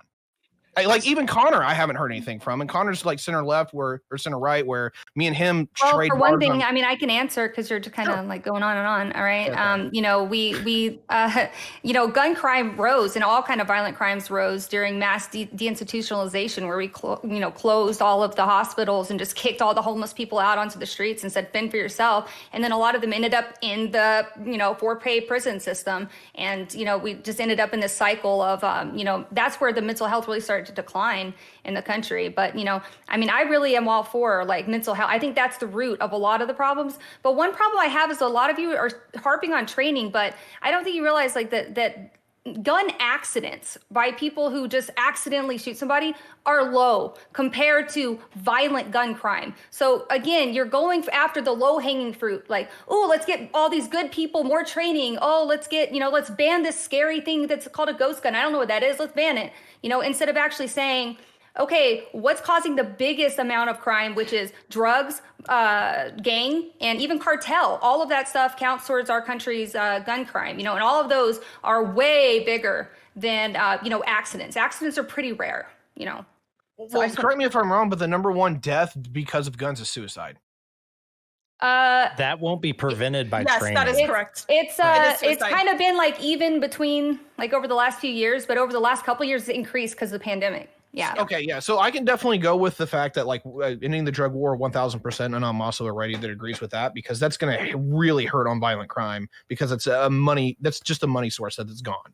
But the mental health thing, and I've traded with CTV, I've traded with Turk is that I don't know how to access this, because training's one thing, but it's the whole good guy with a gun thing. I'm 100% behind that. That's why I have one. But on the other side of that is that I recognize, and the data supports, that the good guy with the gun today is the crazy person with a gun tomorrow, because people aren't happy. People are frustrated and upset. Statistically speaking. Worse. Statistically speaking, yes. I just want a healthy Where's gun the logical culture. I'm leap, not trying though? to solve like all No? of crime. No. Like Yeah. we've identified like one half of the crime, right? We've identified that violent crime leads to a huge amount of gun deaths. We're getting into the mental health part, but that is the thing that I'm just not getting any answers for. I'm going to drill down on this one, particularly on my right side, because if I'm going to be on this team, and I like this team, is that we have no solution. I already And just said a bunch of solutions. Yeah, like No. No, but I honestly think that we But should those are left-wing have free solutions. mental health care for people who don't have health care, like health care at Based. all. I think we should have free mental health care. Like, Based. why not? Why is And- anyone on the right against that? I don't And understand. that was going to be my take. I would pay for 'cause- that. I would pay more taxes for that rather than giving all my tax to the government. I don't fucking know where that shit's going. It's just gone. Like, put it towards this kind of shit where people need help with, insurance and stuff. Yeah, In easy. the first conversation we had, the first topic was what kind of policies should we be going for? It's like going for universal health care is not something most conservatives would probably be willing to do. You introduce this no-cost mental health checkup scheme. You fund public clinics where you can go in and get have someone to talk to, because most people that commit suicides are very secluded, don't know what's going on, and they can't wrestle with the demons that are going on in their head. Provide them a person to talk to, make it through like a psychiatric program, not psychiatric program, like a people that are in school to do psychiatric stuff, have that contribute to their hours or whatever. It's like make a program so that people can actually work through some of their problems. That way it solves a lot of different things, not only the firearm suicide things, but it could also do with health issues. It could deal with, some of the trans issues that are going on. I think that's a no-brainer. You could sell it instantly. Easy. Also, cleaning up and helping lower income people in the inner cities get into a more advantaged position in community programs too. Obviously, because most of the gun crime is centralized into inner cities. So Okay, we got 3 people on the list. I wanted to go through it. Merrick, have you gone yet? No. Okay, Merrick. No. So I do want to say that I really like that we're having a discussion about free mental health care. That's very good. But I think that we also need to have a discussion about dealing with drug addiction, because when we look at Connor, stop. Because actually, so I have a poll from 2020 here, which is 54% of gun incidences were suicide, 43% were murder, and then 3% were other, which was like law enforcement, unintentional, or like accidents, like things like that, right? So that's 54% of gun incidences are suicide. That's crazy. And that was like in 2020. We've been having like 2 years of pandemic since then too. So like, yeah, I mean, I don't even want to know what suicide rates look like right now, right? So I think that one of the things that we need to look at are like, I really do like the mental health care thing, but I also think that we need to look at dealing with people's drug addictions. And I really like that you brought up the war on drugs, because not only does that help with like violence over territorial disputes, but it also helps with the fact that like a lot of gun deaths and gun violence, alcohol is involved as well. And I think that like, if you don't know where to go for your alcoholism, like that can be really bad. I tried to get sober for 5 years and I kept going to my doctor and I kept being like, what am I supposed to do? I just had to Google medication that helps with drinking on my own, and then go to my doctor and be like, fucking give this to me. Tried AA, tried all that. So there was like all kinds of stuff, right? That like, I think that we can look at things that are related to people's health, both mental and physical, and dealing with drugs, if we really want to tackle especially the suicide aspect of this. I agree with that. 1 second, I want to thank what the hell? I want to thank my favorite streamer for rating the show, Keffels for life. Fuck Dylan Burns. I'd like to thank you. You've always been one of my favorites. Unban me. I didn't do anything wrong. I'm going to report this hate raid to the United Nations. I'm sure they'll intervene. I also want to throw it over to CTV, who apparently is here. What's your take before we go back to the list, CTV? Give me that belt, CTV. CTV, give me that fucking belt. He's muted. Look at this guy. This is your champion. Yeah, boomer. This is your champion. Level. Look at this guy. Oh, that's right. I was in the Raptors. Mythic, you're nowhere near ready for the big leagues, okay? You're getting there, right? You're getting there, but not ready. Now, here's the take, right? There's a whole lot of issues that you're trying to solve, and you'd like to have one thing that could tackle them all. This is what you do, right? You institute the purge. No. Social purge. Darwinism. I said it. It's the right-wing solution. We can't Social meme Darwinism. CTV. This is transhumanism, CTV, okay? I specifically implemented the meme ban. Wait, is he talking So about the now, kulaks? CTV, you now need Is to he make talking about the kulaks and the landlords? CTV, you now need to Mythic politics is like, that's a meme? BX. Okay. In his defense, Turk! Counterpoints Turk! proposed it. Turk. It was a talking I'm going to point start of the muting stream. people. You gotta do the purge. Okay. Gotta do the. Mythic's got a 10-minute mute. He was the one who takes the bullet. He's the one who takes the bullet. CTV, you did a meme, and I banned memes, meaning you now need to make a serious argument for the purge, or you're going to get kicked. Oh, absolutely serious. No meme at all.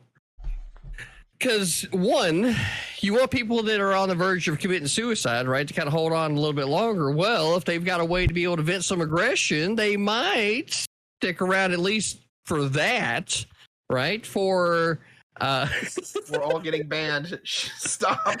now for the mental health aspect of things, right? I think a lot of people end up getting depressed and everything because they're so, they have to stay in lockstep with society and the structures that are in place, right? If you have a night where you can just let it all hang out, right, and it don't fucking matter, well, that might be a good way to kind of give people a chance to let loose, right? And as far as the other people that just don't want to be a part of society for, any reason, well, now you kind of give people a little recreational activity, reason to get up and move around. I hate it here. Okay. You CTV. can just play robots to fight the robot threat. The purge is Mythic's been transhumanists. unmuted. Okay.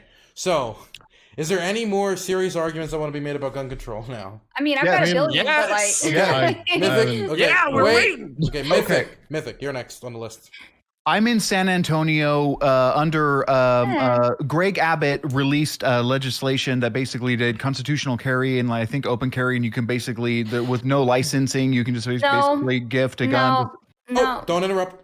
Let me finish. Okay, I'm just saying, whatever change, I think it's been more lenient lately, and I have not seen any uptick in violence. I've heard no shots. I've heard no nothing. It changed nothing about the material conditions in which I live. I don't live in fear and anxiety. I've not seen people open carrying more. It's virtually a non-issue because the economic situation hasn't changed here. You know what else Greg Abbott did? Oh, sorry. Go ahead. I'm finished. No, go ahead. That's it. I'm just saying that Greg, increased leniency on guns did nothing. Except that you do still have to have a permit to conceal carry. But yeah. Okay. But you can open carry now without a permit. You have permitless carry, but you in some cases you do still have to have your permit. There's advantages for having it. There's still places you can't go. It's actually a really, I'm not gonna get into it, but I will also say that a couple years ago after the Walmart shooting, there was a Walmart shooting. And Greg Abbott immediately instituted a law that said, hey, no more bans on people like taking guns into places of worship. No more bans on places, on all these certain areas that you used to couldn't go with your guns. He basically opened it up for law-abiding gun owners. And then like a year later, we had that mass shooting at a church stopped by that guy with what did he have? What was it? He had an AR. No, it was some boomer round. What was it? CTV. Oh, Anyways. he was in the actual. He was in the congregation. Yep. Yeah, and he ended up taking that guy out, and that guy was about to kill everybody. I mean, he had like full ammo. So I mean, like there was a good guy. BX? The synagogue? No, it was in White Settlement, I think, near Dallas. It was literally some guy standing in the back. He like stood up, big fat white dude, and just like pulled up his pistol. Yeah, he had a shotgun. He did kill. He did get like two radical idea. I have a radical idea. Okay. Since guns are sometimes used with like domestic violence situations, maybe we should just take away guns whenever somebody. Anytime somebody what? Take away guns whenever somebody what? Red flag whenever law. somebody gets married. As soon as they get married. It's fine. Well, hold on. So your initial reaction is to somehow start breaking apart the nuclear family by disarming the patriarchy. Oh yeah, you're nuclear CTV trigger. Okay. Please bring it back on the rails. Okay, Hippy. This was such a polite and good Hippy Dippy, and it's immediately getting trashed. Come on, let's bring it back on the trails. I'm going back to the list. We're throwing it over to Connor. Yeah, so basically, what I don't necessarily, you kind of reframed what I was promoting as necessarily trying to reduce gun deaths. I think that there's going to be some level of gun deaths in the United States of America, regardless of what we do, just because when you have guns, it's like, pools. Like if you have a pool in your backyard, your chances of drowning probably go up 500%. But that doesn't mean that there's things that we can't do. And on top of that, that doesn't mean that we can't promote a healthy culture. So the reason why I'm trying to say everything you just said, BX, you said you literally listed off the things that kids should do. I think that should be mandatory in high school. And if parents are uncomfortable teaching their kids, basically teaching their kids like gun safety in reference to like a pellet gun or an airsoft gun, I think that should still be available and state sponsored and cheap or free. And I'm hearing a little bit of an echo. But the point is that yeah, so I want I don't necessarily care. Yeah, I don't care if open carry. They have now they're going to have a free program that people can take online and are encouraged to take, and it's free.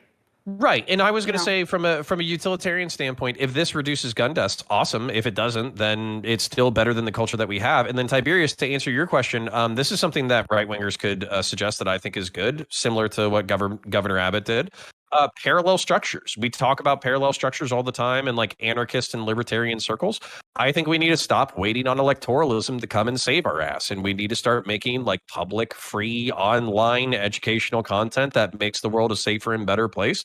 And we shouldn't be waiting. So yeah, I'll leave it there. I just want to say, BX, my chat is telling me that it is concealed carry is the new law. It's open carry.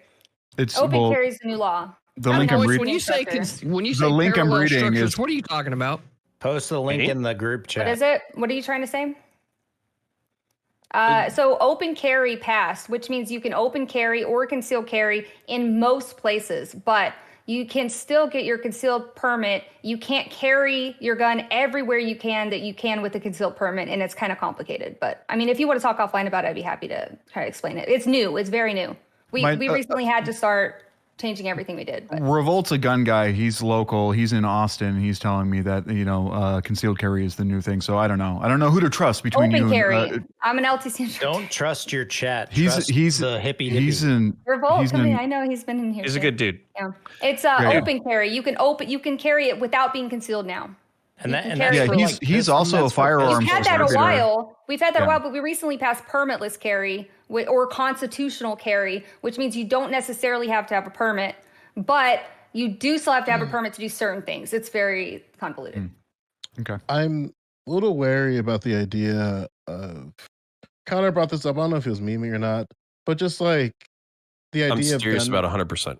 Yeah, like gun education in schools, that's kind of a non-starter. Like the culture around guns. In your intro statement, you said you liked that one guy's proposals, and one of them was providing money for training in schools. It's not. Well, and Joe, I want to let you finish your point, but can BX, can you repeat the gun thing that you said for kids? What was the thing? Stop, don't touch, leave. Stop, don't touch, leave the area, call an adult. For young kids, right? And then this is for everyone. Everyone needs that, even if you don't like guns. Would you object to that? Your kid already exists at other people's houses. No, they don't teach that. It's literally a module that you have to do in the state of New Jersey. In the state of New Jersey, every teacher and every student gets that drill at some point. Usually it's offset into physical education, but it's in our modules in terms of approaching firearms in a school setting. But the thing that I'm wary about, and the thing that I'm not too sure the gun culture in America is going to catch up with the education system, as an overwhelming majority of teachers are against guns in some capacity.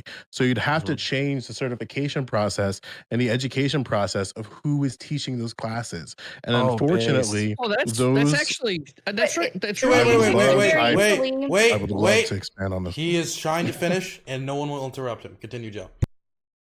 And the thing that I would be in support of, which would be a very hard battle, especially in states like New Jersey, is having different types of professionals educating people in certain areas. Now, the issue with that is that there's still going to be levels of bureaucratic duct tape, because educators are very, very big about levels of educational certification. And there's also different things. If you are in a school setting and educating students, there's still different, not even necessarily certification, but just educational training that you would have to go through that has nothing to do with your subject field. So while I am in support of, for instance, police officers taking the wheels of educating certain students like they do for drugs, and they have different orientations like that within physical education, there's not a lot of room in the current curriculum for guns. However, I do support something educationally that Connor brought up, is that I think that if you're looking for educational certification, if we're looking for that, like the argument of like expanding the educational process, like if you need a permit, you need to also go through some type of education, that can be done with local municipalities, because most, if not all, communities have a police department, and that could be something that obviously it would be a new department and people like tasked for that position. It would have to be something that's a little bit more involved, that's like sort of like an administrative / certification thing. But, and Connor, you could probably expand on that a little bit more, because like it would like, not every department is going to have the ability to expand a department to have individuals in those type of areas. That is something I do support. Yeah. So what? Alongside hold on, Jesus! I've been waiting for 4 minutes. I want to do a direct response. Okay. Yeah. So basically, like, no, I want a direct response to this. I think this is massively culturally important for the right wing, because if you look at it stereotypically, who's into guns? It's predominantly right wingers. Sorry to the leftoids on here. You guys are more rare than you would want to give credit to. And so basically, I think that we need to flip intersectional messaging on its head. And we need to say 2-to-1, 3-to-1, our education is dominated by liberals, progressives, and women. Sorry, women. And basically, we need to bring some men back into these spheres. We need to bring a diversity of interest back into these spheres. We need to make arguments for why we deserve a position in education. And they could culturally and bureaucratically push back on some of these things, where we're saying we want to educate. We need to educate. Well, sure, I agree with this. But we need a influence in our own educational institutions, including self-defense and safety and this, that, the other. And I hope the masculine urge to educate children on violence. Yes. Yeah, I would just say real quick that you're right on. But one other way we could approach this is by educational campaigns and telling parents why it's important. Because a lot of parents will be like, my kid will never be around a gun. I hate guns. Blah. But it's like, we're not teaching your kids how to load it and point it and shoot it. We're teaching them what to do if they see one at a friend's house or whatever, because all kids need to know at least that gun safety, don't touch it. It's a dangerous weapon, my kid, I already taught her all of that. And of course, she's already starting to do like kind of gun safety with her own little toy guns and stuff too, which is great. But at the very basic, to prevent needless accidents of kids, getting hold of the guns and doing horrible things, like the parents can also be educated. So I saw billboards in Texas recently, and they were doing gun safety billboards. It was like, yay, get your children gun training, or like, stop, don't touch, leave there, call an adult. Like just these big public service kind of things where, they get the message out, advertisements, they get the message out to parents that these resources exist and they can teach them, just like we do it for safe sex and just like we do it for guns or drugs and everything else, right? Yeah. And I want to parallel. Go ahead, Joe. That's like and this is the part that really bothers me.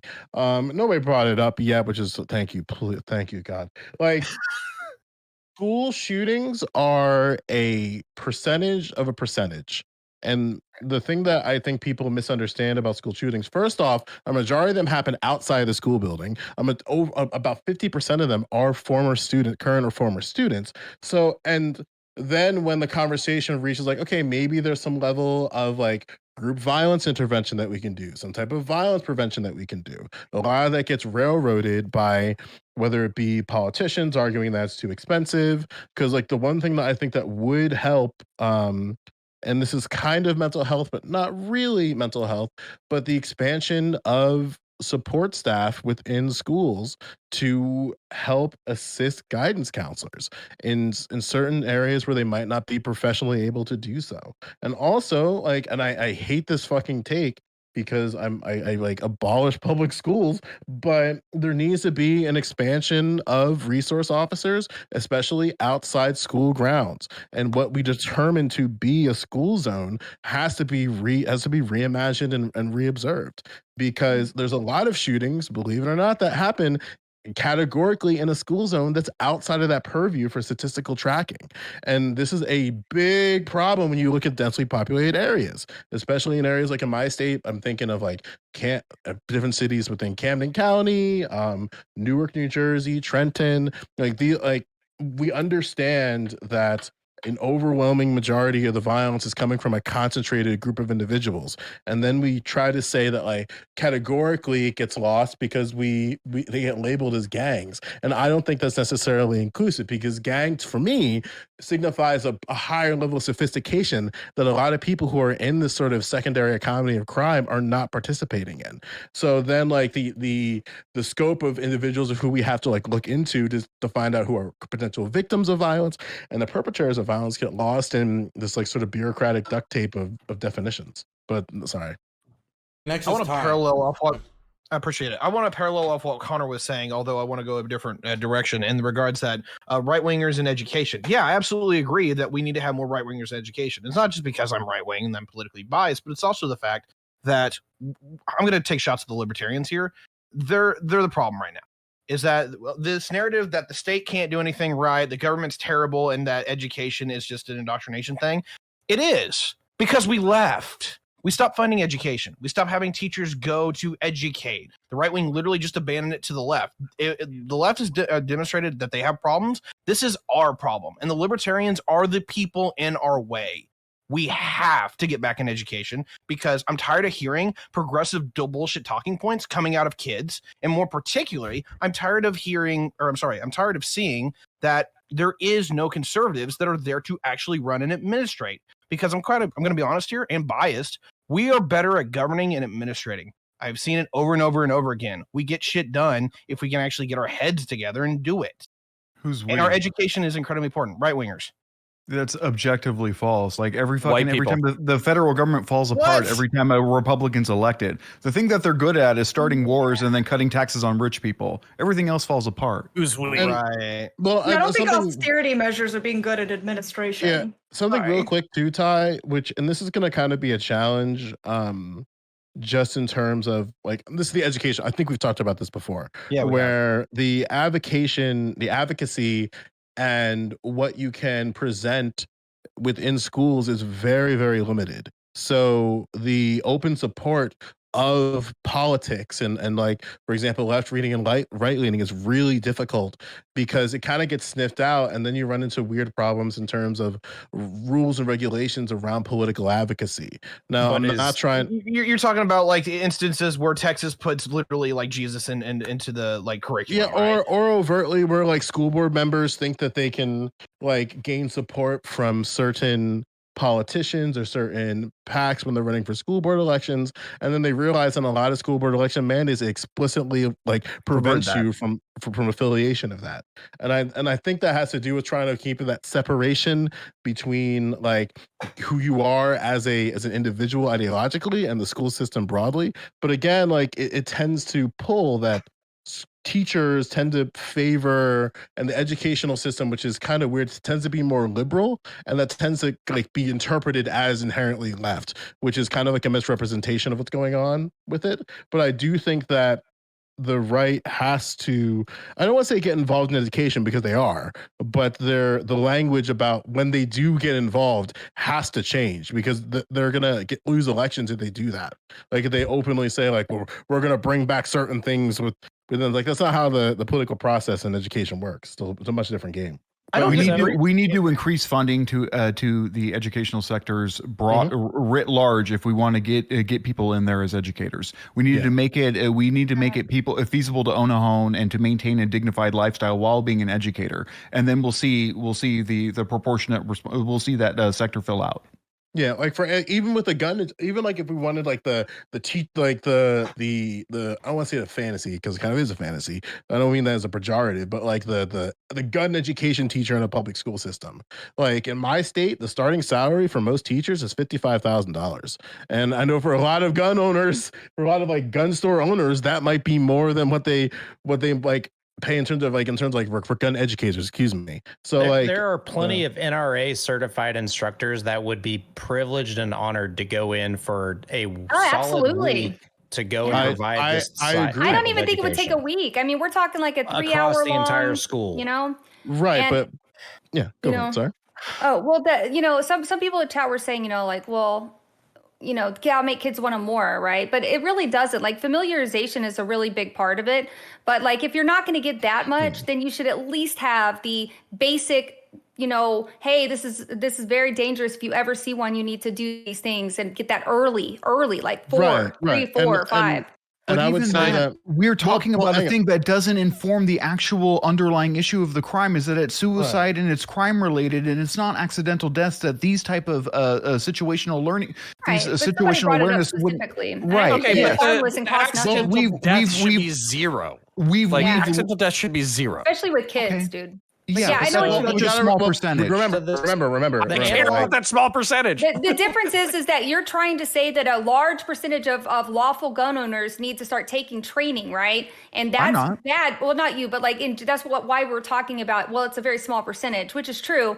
But at the same time, it's like for the kids, yeah, I agree that we shouldn't have any deaths from kids. It's 100% preventable if the parents would just stop being fucking idiots, and they just need that education to understand. That they can't just leave their kids, leave their guns and stuff like that. Unironically, sexual education. You can have a base level of this is what the sex ed course is. This is the nuts and bolts of it. You can have a very much similar analog to firearm safety. These are the 4 safety rules of firearm safety. This is the bang switch. Don't put your finger on it. Make sure you're aware of where it's going. And then you talk about some of the basics of that topic. It's a very similar conversation. You can add layers to the conversation. There's similar ranks of the type of educators you can bring into that field, and you don't have to be politicized about it. You're teaching basic facts about a certain thing in society that isn't It's there. It's not going away, right? And And you while can I, double up. You can put a condom on the barrel to teach a two birds with Hey, one yeah, stone dude. scenario. and while and Wait while I a agree with second. Wait, about wait, the wait, condom wait, part, wait. That wasn't a meme. That was while I proven. agree with It's a cost-saving measure. Okay. It's actually it's part a of- Mr. it- Fantastic condom, so it just No, goes. no. It's actually a part of military training Magnum, baby. to take a condom and wrap it around the barrel so that you can keep mud and dirt from getting into the barrel. That way, when Actually, you go to fire there the are weapon, actually barrel condoms. We learned that in You know that, NOM. right? Yeah, So, I one of the used to use problems- them. One problem that like I kind of want to push on is that there's just not enough room in the curriculum for what is required for gun safety education. And I want to say that like I'm in support of that, but again, it would require a complete revision of the But how physical often education. do you have like a course. 3-hour seminar for the police to come in and do a drug thing? That's all we're talking about. We're not talking about like a class about guns, right? That would require off. a revision. It would require a revision in the curriculum to include that, which would be an approval from the police department and be a Yeah. collaboration with the police department, the school district, and the school that they'll be under. It, Yeah. There's it a is lot a of bureaucratic duct priority tape. in order to reduce accidental gun deaths, in order Okay. to get people in the gun culture more Yeah. like, How do you acclimated with convince that- firearms. It's just How do funny you when be people are worth like, the 3 not hours? you, Joe, but like people are like, well, ban guns, and then you're like, no, like well, what do you suggest? And you're like, how about something simple? And they're like, that's too hard. I Not you. agree I with know you. you weren't Yeah, saying yeah. like, But that you but wanna again, ban it. like if we remember that like school shootings are very statistically low. For example, in between 1990 and 2020, Louisiana has had 0 school shootings. The goal So how of are you this going to education average? isn't towards that. I just What's want that? to know where my gun checks at. So the point that I'm trying to make is how Gun do you check? average? Just heard of How do you Yeah, my gun check. advertise? Oh. How do you Wait, come how on, do you- continue, Joe? Sorry. how do you advertise the expansion of physical education to include gun safety for the 16 some odd states that's never had a mass shooting in over 3 decades? Because this isn't about the mass shootings. This is about School shootings, excuse me. Mass how do you make shootings, that- school shootings, whatever. This is about overall education towards the topic. Exact same reason why you would teach people about sex ed and the different types Right. of trans Right, but stuff the- that's but the going on. point- but It's the point I'm how try- many of this is going on here. You want It's to a make good people aware comparison, so that they can go right? and learn more.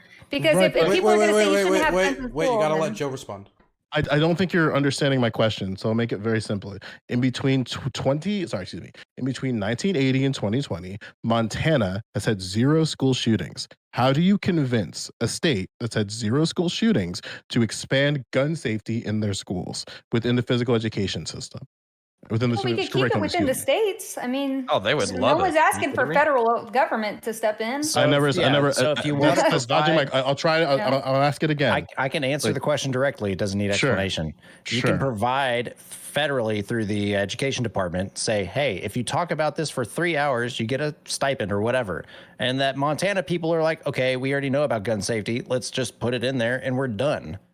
That group and that amount of people are satisfied. The people that don't get access to being brought up with guns in the household, like in Los Angeles, that 3 hours becomes much more critical and much more valuable. So it's like you can check the box even if it doesn't impact your local community. You provide the requirement, and they can opt out of it too. The federal government doesn't need to be involved in education, period.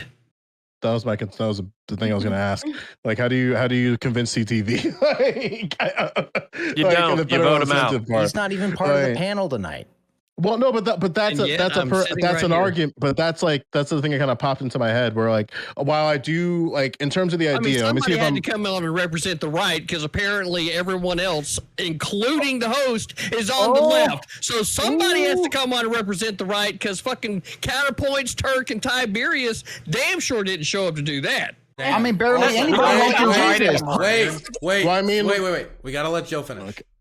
Yeah. So like the point that I'm trying to make is like I understand. I want to make sure I'm understanding what you're saying, Turk. Is that financial incentive that basically the federal government says like, hey, if you do this type of education within your state, we'll give you some type of kickback so that you can fund this thing within your district. And that could be collaboration with like different, like the Department of Education, the state level, Department of Education, the federal level. And then with that, they would get funding, so it's not coming out of their pocket if they don't have the funds to do so. Is my understanding that correctly? Yeah, that's a known mechanic how we shoehorn these types of education agendas.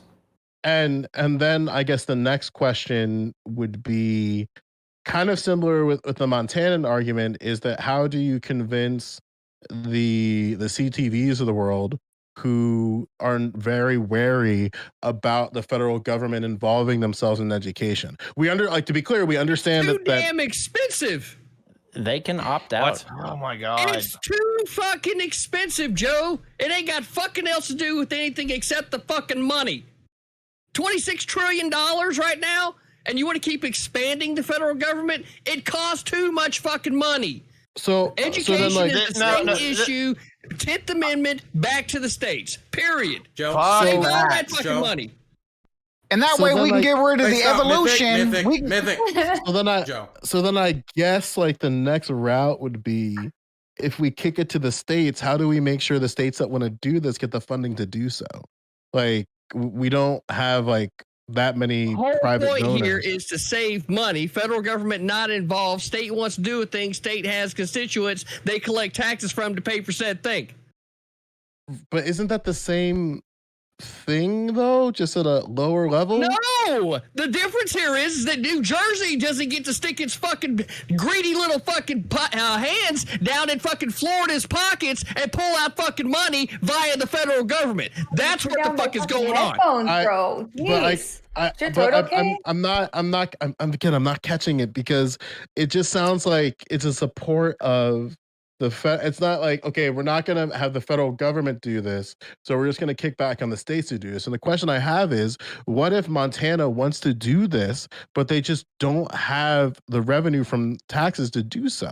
Like, how could they get funding for that? If they really want to say, You do a capsule pay for it. That's already been answered. You create a subsidy through which, if they decide to do a program, there's some funding for it, and that's it. We can move on, because this is a fucking non-issue. We gotta go back to the gun control topic. This would cover such a small, little, teeny, insignificant fraction of the gun deaths, anyways. The people are shooting up schools. The people are goal is doing not gun crimes. Deaths here. No, but wait a minute. the thing, Mythic, you're correct. Wait, Mythic didn't even get to finish. Sorry. Yeah, I'm sorry, dude. The problem is the underlying the perverse incentives of needing a gun to go do crimes to fucking feed your family or whatever. If we've worked on, broadly speaking, if we economically incentivize people to create policies through which they can actually find work and live in dignity, there would be a mass reduction of crime. It's not about. And I'm not even against a gun handling course or whatever. You could there's ROTC. There's a bunch of little things that you could do for a baseline gun familiarity that would stop a whatever. But I think the main issue is that we've criminalized a lot of aspects of life. We've criminalized guns, which disproportionately affects Black people who traditionally live in over-policed areas. We're filling up private prisons. This whole thing is spiraling into an Ouroboros eating itself, and the whole thing is built upon a precarity, economic precarity dictated by neoliberals in power. If we just actually let people live in dignity and gave them a road to succeed in America, we would see the criminality go down, and this thing would become a non-issue. So vote communist. But the two-party system. Okay, Mythic, I think we gotta actually look towards wrapping this up. I want to throw it over to Turk, who's been waiting very patiently. Yeah, so this entire gun handling safety course being in schools, that doesn't address the gun deaths directly. The main goal of that is to increase the awareness and increase the knowledge and exposure to this particular topic in order to get people more engaged in what's actually going on. You go to California, a lot of people don't understand a lot of the different firearms that are on the market, let alone some of the, words that are used with the firearm industry. So it's like, that's what that program is provided for. It's not directly related to reducing deaths directly, but it's to generate more awareness, similar to sex ed and why some of the trans conversations that are going on, and that needs to go into sex ed. That's why what I was trying to promote was where I was going at. But so I raised my hand earlier. So it's like Connor had a list of types of firearms he would want to have as like a base level fundamental right. You should be able to go and just grab one and have a fun, good time. Then you have to go through the checklist of all these other things to get access to other firearms. What other constitutionally protected rights do you want to have through this permit program, and what levels of access to those rights are available? Should you only be able to talk on rotary phones? Should you be able to talk on the internet? Now we're talking. Yeah. Okay. As a matter of fact, I can answer your question directly in a parallel way. Okay. So, like basic First Amendment rights only apply to public speech, like milk crates, General Assembly, and rotary phones. And if you want to talk on the internet, then you take a licensing program where they tell boomers about like musical and propagandistic manipulation through YouTube videos, where like you see a video of a brown person and then you hear the music going like dun, dun, dun, dun, dun, dun, dun, and it's just like a black person walking down the street or whatever. You can know that like that's a video manipulating you to psychologically just associate danger with black people. Yeah, I think this is based 100%. Media education for fucking boomers before they can surf on the internet. 100%. No, for high school kids. Can I address something? Yeah, Even better. Wait, last thing, Joe, because then we got to wrap up because I got to sleep because I interview tomorrow. Yeah, Mythic. I just want to make something clear. I know I was like kind of harping on the educational part, right? And because obviously kind of got stunlocked there, but I do agree that we do definitely need. I just want to make sure it's on the record that we do need a reimagining of a community approach to these issues and use different organizations that exist within communities to tackle these sort of social problems. For example, like even if we take the individual in Buffalo as an example, and the whole idea of like he was like flagged for something previously, like that's something where I think when you have like a more what's the word I'm thinking of, group violence and prevention, or group violence intervention and violence intervention, that maybe you could have like people who are able to stop, I don't want to say stop in a pejorative sense, but like help individuals who are going down this type of pipeline to not end up with those type of consequences. Yeah, more therapists in school.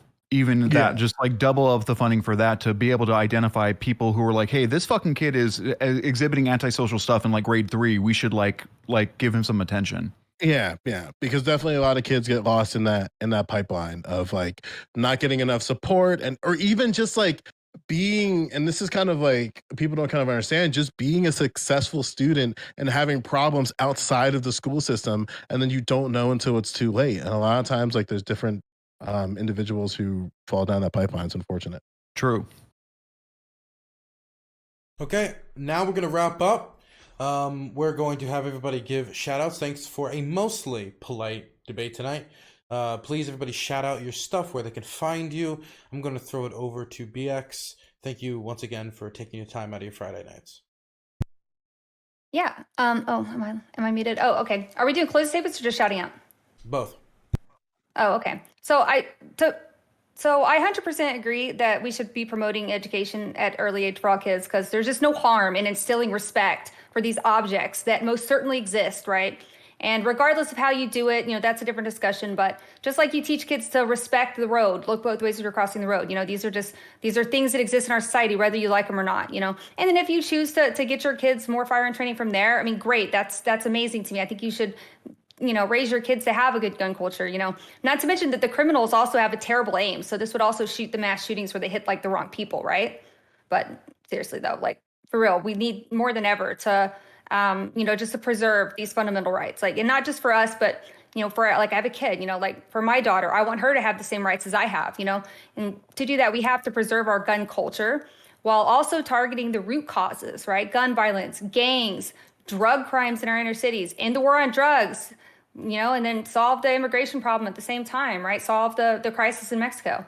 And I don't think it's a matter of when we have to fight for it, or like if we have to fight for a freedom in the future at some point. It's when. It's going to happen. Whether it's this generation, next generation, a few generations, at some point, some of our successors are going to have to fight for their freedom. And we just need to make sure that we're ready for that, and that we maintain a strong, secure culture for that. That's it. BX Bullet TV. Check me out on YouTube and Twitch. Fantastic. Throwing it over to Connor. Yeah, so when I was saying state-issued assault rifles, what I really mean is better education for firearms. I think we have a pretty dog shit gun culture, and if we went with like the safety training that BX was able to very quickly articulate, and we were able to get NRA members to come in and do like the safety stuff, just the safety stuff that's age appropriate for kids, I think that's awesome. I think that'd be a great first step. And then when we talk about the broader culture and fixing things, I don't think gay luxury space communism is going to solve all violence. But I do think that looking at the organizational ways that our structures incentivize human beings to be. Actually, when I was talking about goth and tradcon state issued GFs and BFs, what I was really talking about was a state that incentivizes its citizens to become the partners that they want to become, and basically to incentivize people finding their significant others in the world so they feel less alone and feel more connected in a communitarian sense. That's what I meant when I meant state issued goth girlfriends. Finally, my name is never mind. Merrick is being cheesy and I have shit to say, but I'm not going to say it. So tradcon waifus have to wear panties. That's part of the uniform. Okay. Anyways, so my name's Connor. I run a YouTube channel named Counterpoints. I'm a science fiction, political, and philosophy nerd, a Marine Corps and law enforcement veteran. I identify as center right. I love violence. My most popular content is about the Warhammer 40,000 universe. If you want to come check it out, please help us grow. Basically, I got 8,000 subs in the past 60 days. So now we're almost up at 25K. So basically, the goal is to hit 100K by 2024. And I appreciate you guys. Have a beautiful evening. Fantastic. CTV? Yeah. The topic of guns always is going to come back to education, because anytime that you go to use a tool, a certain amount of knowledge is going to be appropriate before you start operating it. The structure of government that we have kicks this issue back to the states for the states to figure out. So what needs to happen is states need to start trusting the citizens of other states, right? And what we need to do when it comes to the federal government's involvement is actually streamline the fewest steps that the federal government could be involved, and perhaps that's something in the way of, say, like a federal concealed carry permit process, where you go through the background checks that you would normally to be able to get a gun, and then you say turn in a copy of your state concealed carry permit as proof, and then voila, federal carry. You can carry in any of the 50 states, and that kind of process would be something that I think law-abiding guns owners would be like, you know what? It's not forced. If you want to go for it, then it makes sense. Instead of us having this miscellaneous list of, Florida's got the most, reciprocacy with other states, blah, blah, blah, blah. You can find me at twitch.tv/critically thinking veteran. I am the Hippy Dippy Championship champion. And I'm happy to have joined you all tonight here at the last part of this roundtable. At some point, Mythic is going to get his look just right, and he's going to have a chance. At some point, he's going to get it right. I don't know when that is, but it'll be interesting to watch. Dylan, happy to see your travels along the way, and glad you're staying safe, buddy. Staying safe. Thanks, CTV. Throwing it over to Joe Lewis. Yeah, I'm gonna use my I guess my closing to be a little boomer dad pilled. A lot of my students are graduating, whether it be the college level or the high school level, and there's a lot of high school kids graduating. Maybe some of them are watching this stream right now, and we need teachers. God damn it. In New Jersey, it's the past, we're getting somewhere around, for every 1,000 students, this is back in 2009, 13 were going in education. That's now dropped to 6. So 6 out of 1,000. And of those 6 out of 1,000, only 3 out of that 6 are completing the program. I think it's the best opportunity now, especially if you're in STEM, to get your education certification. Still go to school for whatever you want to within STEM, but take that education route and get that certification. It's incredibly valuable. And some states like New Jersey are finally getting legislation to get rid of the EdTPA, which is an overly expensive content-based assessment that inhibits people from pursuing education and pursuing a job that is desperately needed right now in all fields, especially STEM and especially in the arts. So I would say, look, if you're a graduating senior in high school, get go to school forever you want, but consider education. Consider getting that. It's a job that is deeply, deeply needed, especially right now as we're going into a post-COVID landscape. You guys are all awesome. It was really great to chop shop with Mythic. Rhizome called you one of the sweatiest new streamers, and I can totally understand where that perspective comes from. Always good to see Stardust. Turk, I'm glad we didn't fight today. Merrick's shirt says pizza slut, and that's going to stay in my head rent free. Always good to see TV. Counterpoints Warhammer sucks. Play Magic like everybody else. And BX Bullet needs more guns on her wall, and that's all I got. And Dylan's camera can be like maybe 5 inches closer. Dylan's camera can be about 5 inches closer, and then we'll be doing good. You guys are great. I'll probably see you in the next one when I get in. You don't get to take shots at the boss. All right, we got to keep know your moving. place, Joe. I'm too tired. Right. We got to throw it over to Merrick. Love you, Joe. Yeah, okay, so as far as closing statements about the gun thing, I mean, I think I just am going to reiterate what I said before. I think that we need to pay attention to things like mental health, physical health. We have to look at the like larger systemic things that drive people to being fucking miserable and taking their own lives. And there's things that we can do in like with the drug war that would cut down a lot on violence. Also probably addressing the for-profit prison system, things like that. As for my closing statement, yeah, it's been really nice to be here. This is actually probably the most fun Hippy Dippy I've had on here. I'm sorry if we memed too much, Dylan, but I thought it was great. Thank you for not kicking me off.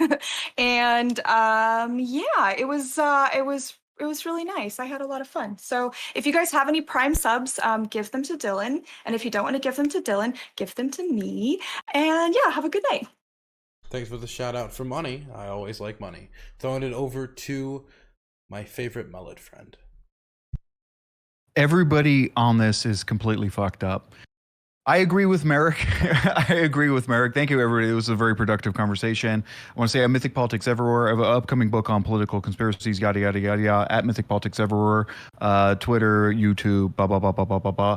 Also, I want to say that, yes, there's systemic underlying issues, the worst externalities of fucking modernism. I agree with the right-wingers here. Liberalism is killing people, and neoliberalism, austerity in the form of neoliberal policies, is literally killing people. One of the worst externalities of that is kids shooting up school, but there's a large swath, that's only the tip of the iceberg. There's a large swath of gun deaths that are predicated on crime, criminality, drug use, all what I would see to be systemic outgrowths of a basic underlying issue and an atomization and isolation that people are experiencing. And I agree with America 100%. We need sexual mutual aid. We need to make these kids more fuckable. If these motherfuckers had girlfriends, if they were getting fucking ass, they would not be fucking doing this shit. They wouldn't be going out and pulling triggers. They'd be pulling hair and developing other kinks. And that's it. That's my time. Thank you. Okay. Dumping it over to Stardust. Hey, thanks for having me on. I'm Stardust. If you want to see me tweet things that make no sense and honk at people, please check me out. Tweets from Star. Also, I'm on Twitch at Stardust, and I'm on YouTube, Stardust Streams. Also, I think this issue is a male problem. Men commit 80% of violent crime. I think we should give every woman baby a gun. Nobody else gets them. That's my hot, spicy stance. Take all the guns away from the dudes and give them to the ladies. Throw it over to the Turk. As I am a parent of a daughter, I would appreciate that proposal because I would then have an extra firearm in my house. So that's a good one. But I gotta say, if from the earlier topic, it sounds like a lot of people are having a hard time understanding some of like the theological stuff that goes on with like Christian conservatives and all that stuff. And I'm not gonna beat you with the Bible or anything. I'm going to talk with you straight and tell you how things are. You know, I don't typically talk about this kind of stuff, but if you want a genuine stance on a, Southern Baptist conservative that's not going to just, throw you into the hell of fire, hit me in DMs, all that good stuff, because I want y'all to, have someone to talk to. So I'm available if you need someone to talk to. But other than that, I talk science and tech. If you want advice on GPUs, Mythic had a 3080 Ti, which is a waste of money. Just get a 3080 or a 3090 and just be happy with it. So yeah, have a good one. Slander. Throwing it over to Ty to wrap us up. All right, to wrap it all up, the first thing we need to do is we need to reject CTV's brand of conservatism. People who bitch about funding education instead of cutting green energy tech that actually is going nowhere. We know what the math is. It's either you go nuclear or you go home. That's the real climate science for you. So people want to bitch about that kind of thing. Well, we don't need them in our party. Just flat out and simple. Next thing is, if we want to actually solve the mental health. Yeah, you heard me. The next thing is, if we're going to solve mental health, I thought about this for a while, been chewing on it. I want to throw it out there. We need to bring religion full circle. It was originally started, the Enlightenment was started by Christian philosophers back in the day to basically kind of actually get their way closer to God. And by how do we do that? By being good people. We need that back. We need to drop the Christian and religious fundamentalism of being like, hey, we do this because Leviticus said so. And we need to go, hey, we practice these traditions because it helps make better people. And I think if we do that, we will radically increase the quality of life within people, but also make a better society for the most people. Finally, to finally wrap it all up, is that my name is Tiberius D. I study in economics, political science. I do a lot of geopolitical work.